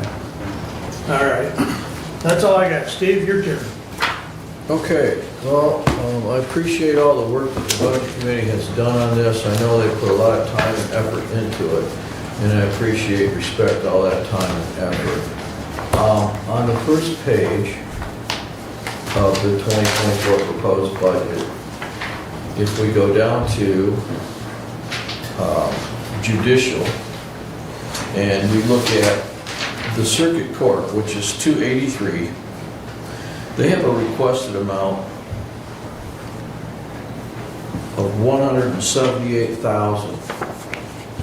$178,758. And the proposed budget for them is $188,254. That's a difference of $9,500. Can someone explain to me why there's almost $10,000 different in the requested and what was proposed? Can you tell me the page, please? It's on the first page of the summary page. Okay. Okay, Commissioner, the easy answer to that, the easy answer is, if you look at the funded, not funded page, we had asked the department heads that when they submitted their budget request to not include any wage increases because we were participating in the wage and salary study that we adopted last week. Okay? Okay. We had some departments that followed that and submitted their budget request without any wage changes. We had some department heads that did not follow that and submitted a budget request with wage changes. Okay. Okay? The reason for the increase in circuit court is primarily driven because of the wage and salary schedule that we have implemented for next year. Okay. Okay? There may be, I would have to, 28. 283? It's, 283 is the, Yeah. budget number. Budget report is page 28. Yes. Commissioner, again, so you've got wages, fringes. Okay, so I'm assuming that that's the same with the friend of the court, the probate court also, right? Correct. Okay, okay. So then I want The other, yes. Yeah, I was just gonna, yes, front of the court reflected the move of the employee from prosecutor's office out front of the court, so yes. okay, so then I want to move down to the sheriff's at 301. And the sheriff requested $2,347,743. And what was budgeted was $2,323,035. That's a difference of $24,000. Why did they lose $24,000? Okay, Commissioner, what did I just gave you that answer. Okay, does that apply in the same respect? Same, yeah. That's my The question. same respect. Okay. Reverse though. Reverse, okay. Because that department had requested wage increases, and we took the wage increases from the salary and wage schedule and applied it to that department. Okay, Okay? all right. The other thing is the sheriff's department had also, I guess it was in jail, he had requested another part-time jailer, but later on withdrew that request. And he had requested in that as well a new vehicle for the animal control position. But So some other maneuvering, we worked out a way to, in what we're going to propose to fulfill that need, but not with another animal control vehicle. Okay, director. so I'm going to assume at 426, the Office of Emergency Management is the same situation as far as that part goes. There were some other things there, Commissioner. Commissioner Benzan talked about some of those already. Yep. There were, as not necessarily salary, but, we, as a county, are only allotted a specified revenue. We don't get to increase the cost on the product that we sell. The vast majority of our revenue comes from property taxes, and that is fixed. And, you know, that Office of Emergency Management, some of those things were, you know,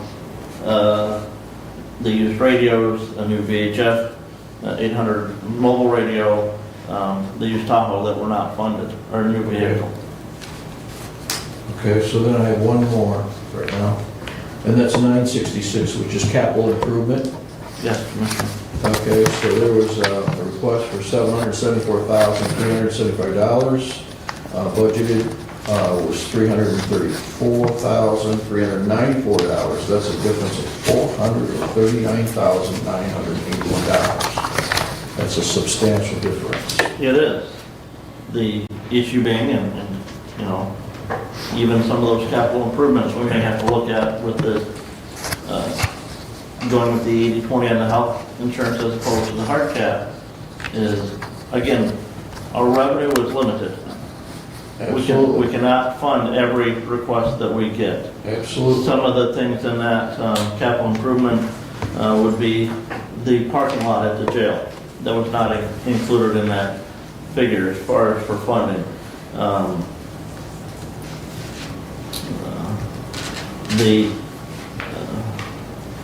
Remember if we would put the parking lot at the parks there, Derek, and capital improvement? Yeah, all the parks stuff, I believe, fell under the 966. Under the capital improvement request. So again, Commissioner, there's.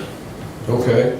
Okay, so now I want to bring to your attention the courthouse, which is a capital improvement. Yes. Also, right? Correct. So when you take that much money away from capital improvement, in any other facility in our county that we own suffers from that.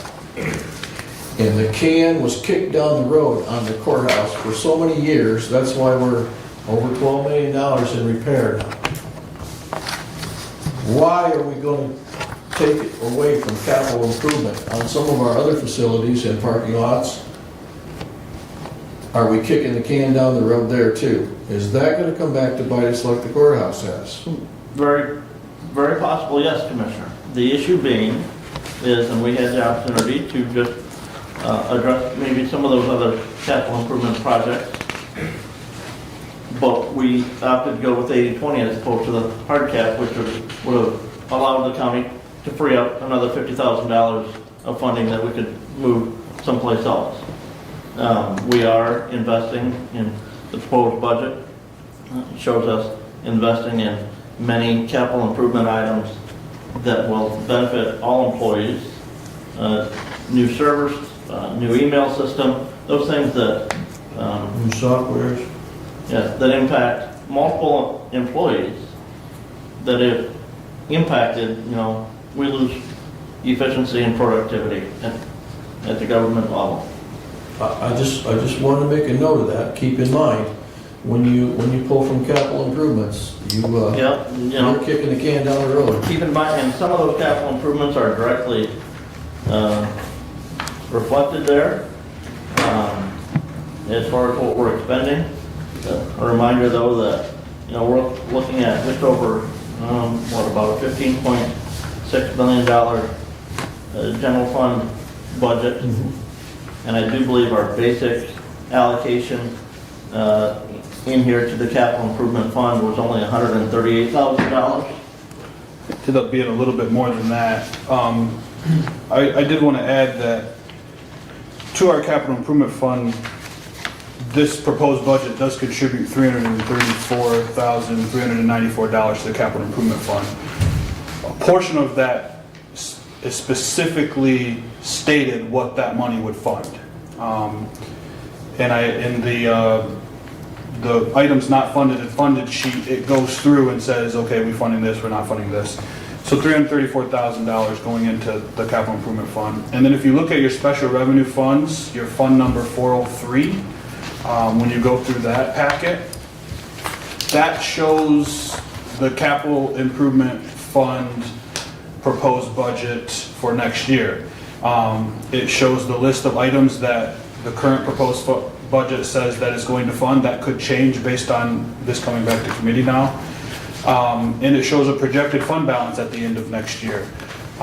Something we haven't typically had, to your point, Commissioner Lanius. So I would say in my time here, I've always made it an effort to try to steer money to the capital improvement fund, and it becomes a challenge because as you can see today, there's a plethora of important items to everybody in the county, and sometimes those monies get diverted from the capital improvement fund. But right now, I would say there's quite a bit of money going in there, and as stuff comes up next year, if that fund balance remains in the capital improvement fund, that gives the board the opportunity to say, well, we actually do have a little bit of funds here that maybe we can look at doing some of these things that pop up.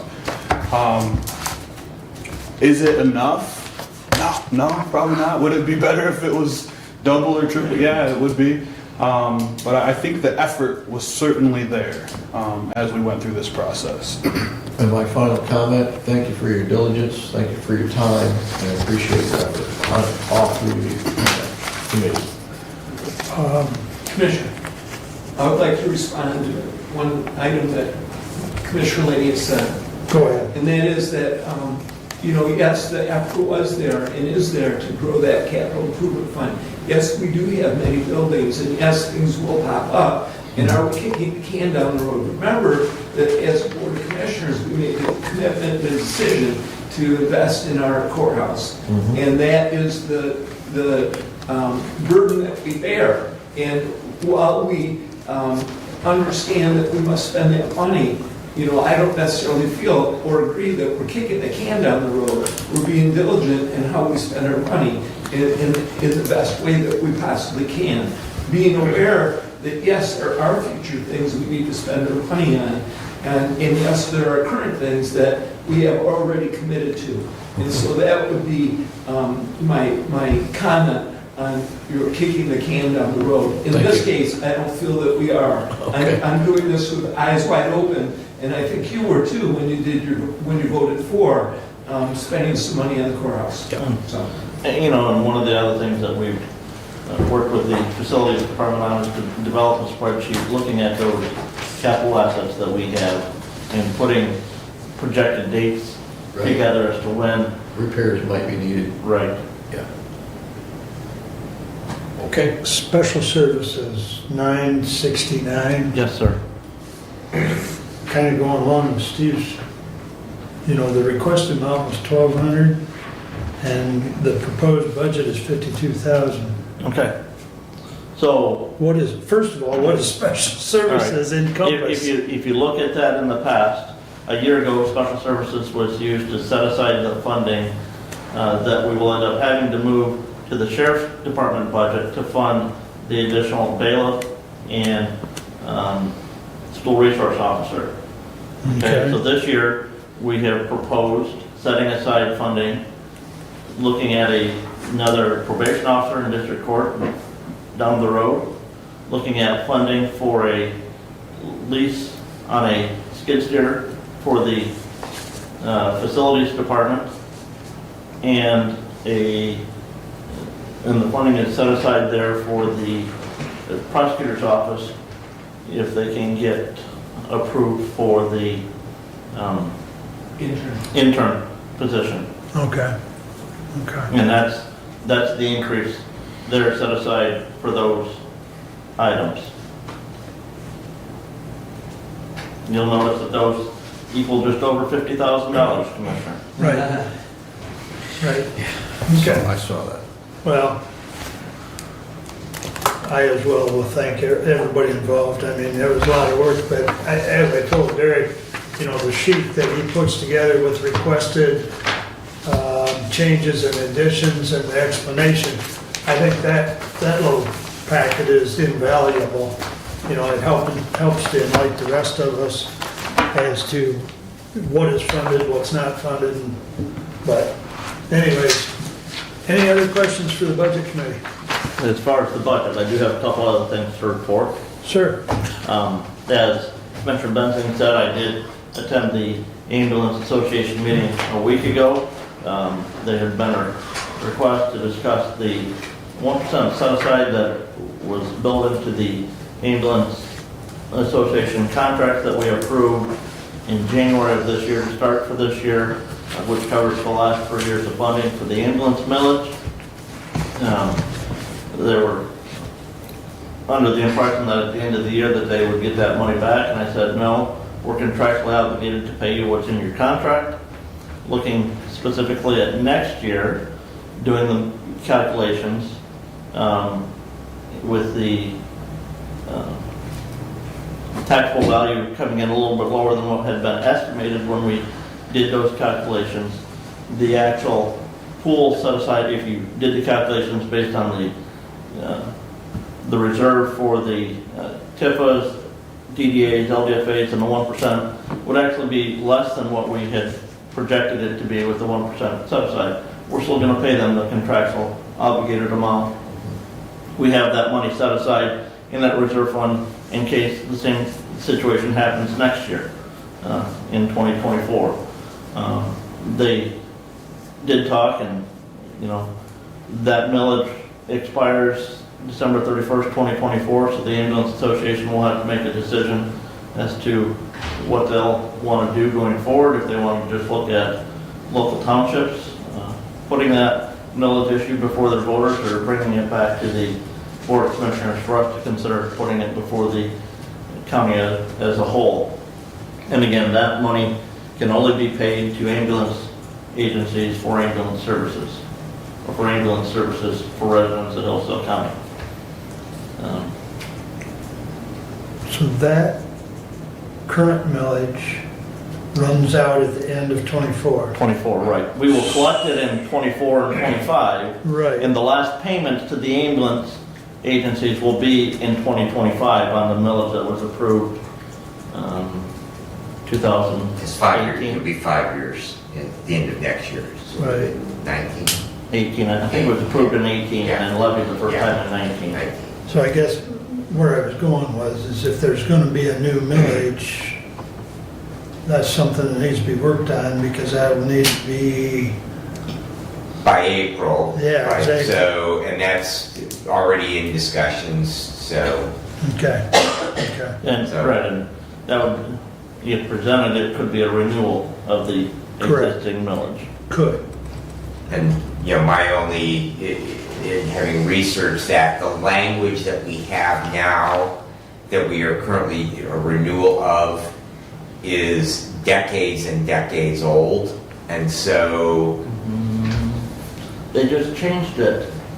So we actually, the chief deputy clerk researched that. I've got, the actual language from the ballot, I have PDFs of them, but they have actually been a renewal of previously, and so it is actually been a renewal of the previously for going back, like I say, I would have to look at exact dates on it, but it's a couple of decades old. Didn't they have to change that the last time it was approved, because they went from a .25 operating to the .85 operating? But it was the actual dollar amount, but I believe it was a renewal of. It couldn't be a renewal if they were going for an increase. No, I think the language got changed the last time, because it was actually 2 millages. And it still is, there still are 2 millages. Yeah. Right, there are 2 separate ones. But they were worded differently than previously. So I think, because I remember sending those off to the attorney for clarification.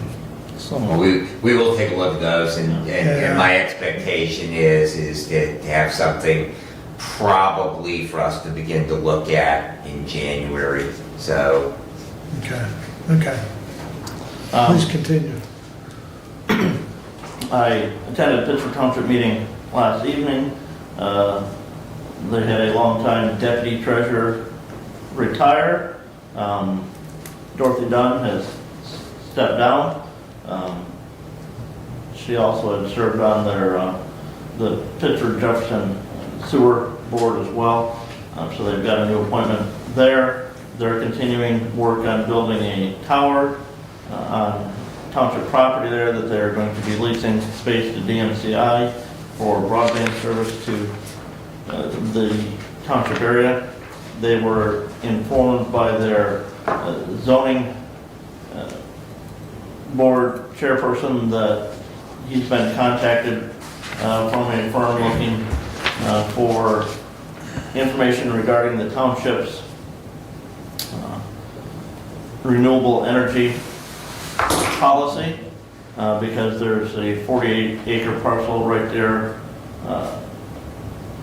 surrounding the township hall that he anticipates somebody's going to want to put a solar complex on here in the near future.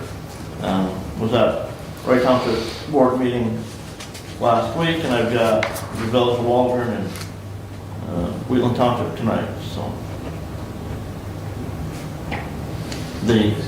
And Commissioner, one of the things, you know, I'm talking about, Commissioner Ingles and I had discussed, you know, one of the capital project requests was to look at some steel on the gym at the youth home.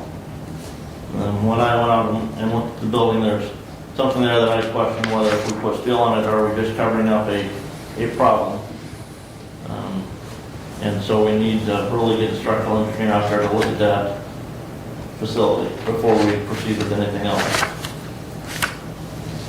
The building inspector thinks he can get one relatively inexpensive.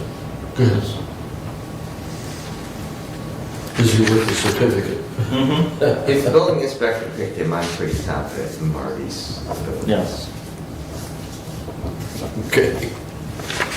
Any other questions for Brent? Public comment?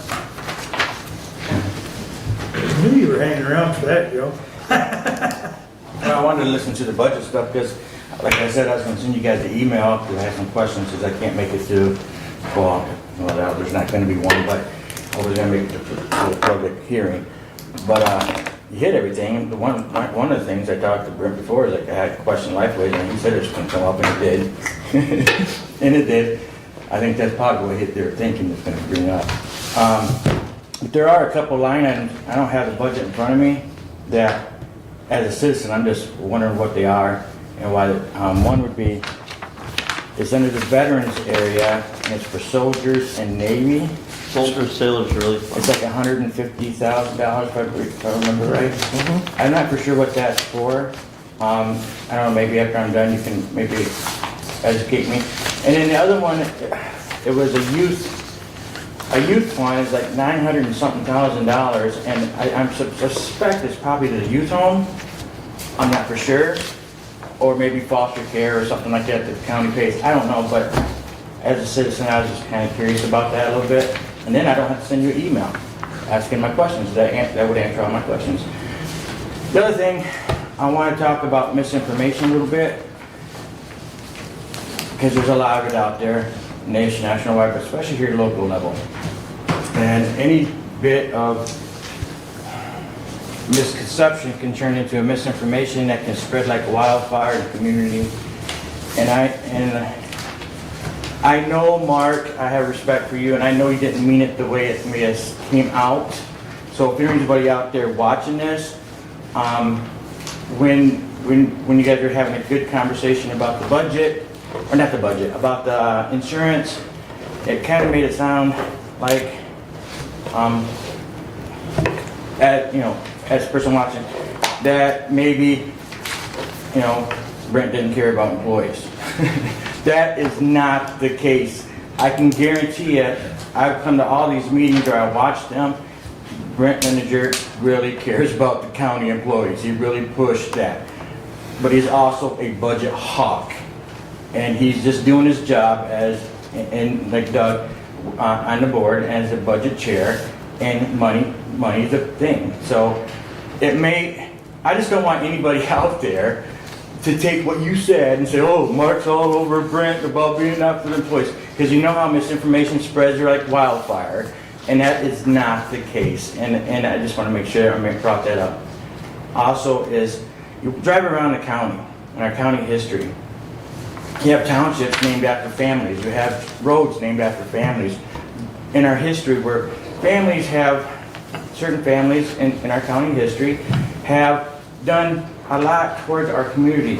during their time period, maybe in the 1800s, early 1900s, whatever the case may be. But there are families in this county now to service our county. You know, my family, yeah, I served my nation, my brother served the nation, but there are families that are committed to serving our county. And one of them is the Hodgshires. I don't really know the Hodgshires that well, but I do know this. We have an awesome sheriff. We have a brother that runs the hospital. This is one of the best small town hospitals around, and I was born here. If you look at Branch County, for instance, and compare them to other counties, we are very privileged to have a Hodgshire, either they're accountants, or they're school teachers, or they're serving their country, or they're law enforcement, or they're doing a public service for the hospital. That is a name. So maybe one day, something in this county will be named after a Hodgshire. Might be a road, might be an alley, whatever, but there's going to be something named after Hodgshire. They're a very important family. And I don't even know them. That's all I got to say. Hey, you guys did a good job. Hey, thanks for coming, Joe. Yeah. Steph, anything? I'd like to address the board on the wage and compensation study. I was a little disappointed where my office fell. We put a lot of work into our job descriptions, and we're at the bottom of the barrel still. And that's really going to be hard to hire somebody at the bottom of the barrel. And 2 places to fill. Thank you. Derek, any closing comment? No, sir. Additional business? Doug? None today. Brad? Just in the continuing discussion in regards to alternative energy and the preemption of local regulation in regards to the citing of those things, in reading through the stuff from MAC, hand in hand with that is the new clean energy bill, which because of legislature adjourning today will go into effect sometime early next year. By 2030, not a little bit more than 7 years, or about 7 years from now, 50% of the energy in Michigan has to come from renewable. And by 2040, and I noted, I did a little math, I'll be 82 and particularly grumpy because by 2040, 100% of the energy in Michigan has to come from renewable sources, which, unless we have a huge, huge leap in technology and generation ability, ain't possible. And the reason why Brad's going to be grumpy is because with the rolling blackouts, when my power goes off 3 days a week, I'm going to be really grumpy. That's my closing comment.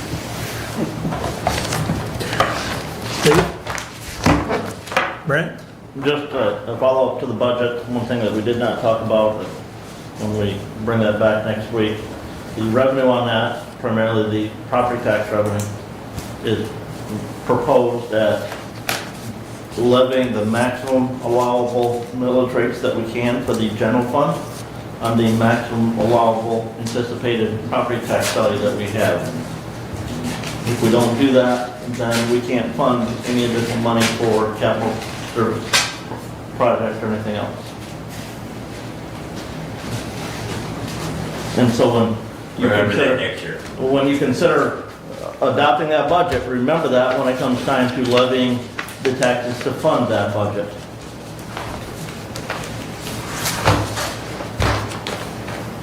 And I guess my only closing comment is even though we spar in these meetings, we still can smile and laugh and joke, and we're all good. We can agree to disagree. Thank you. What about my question about Mr. line items? See him after the meeting. And with that,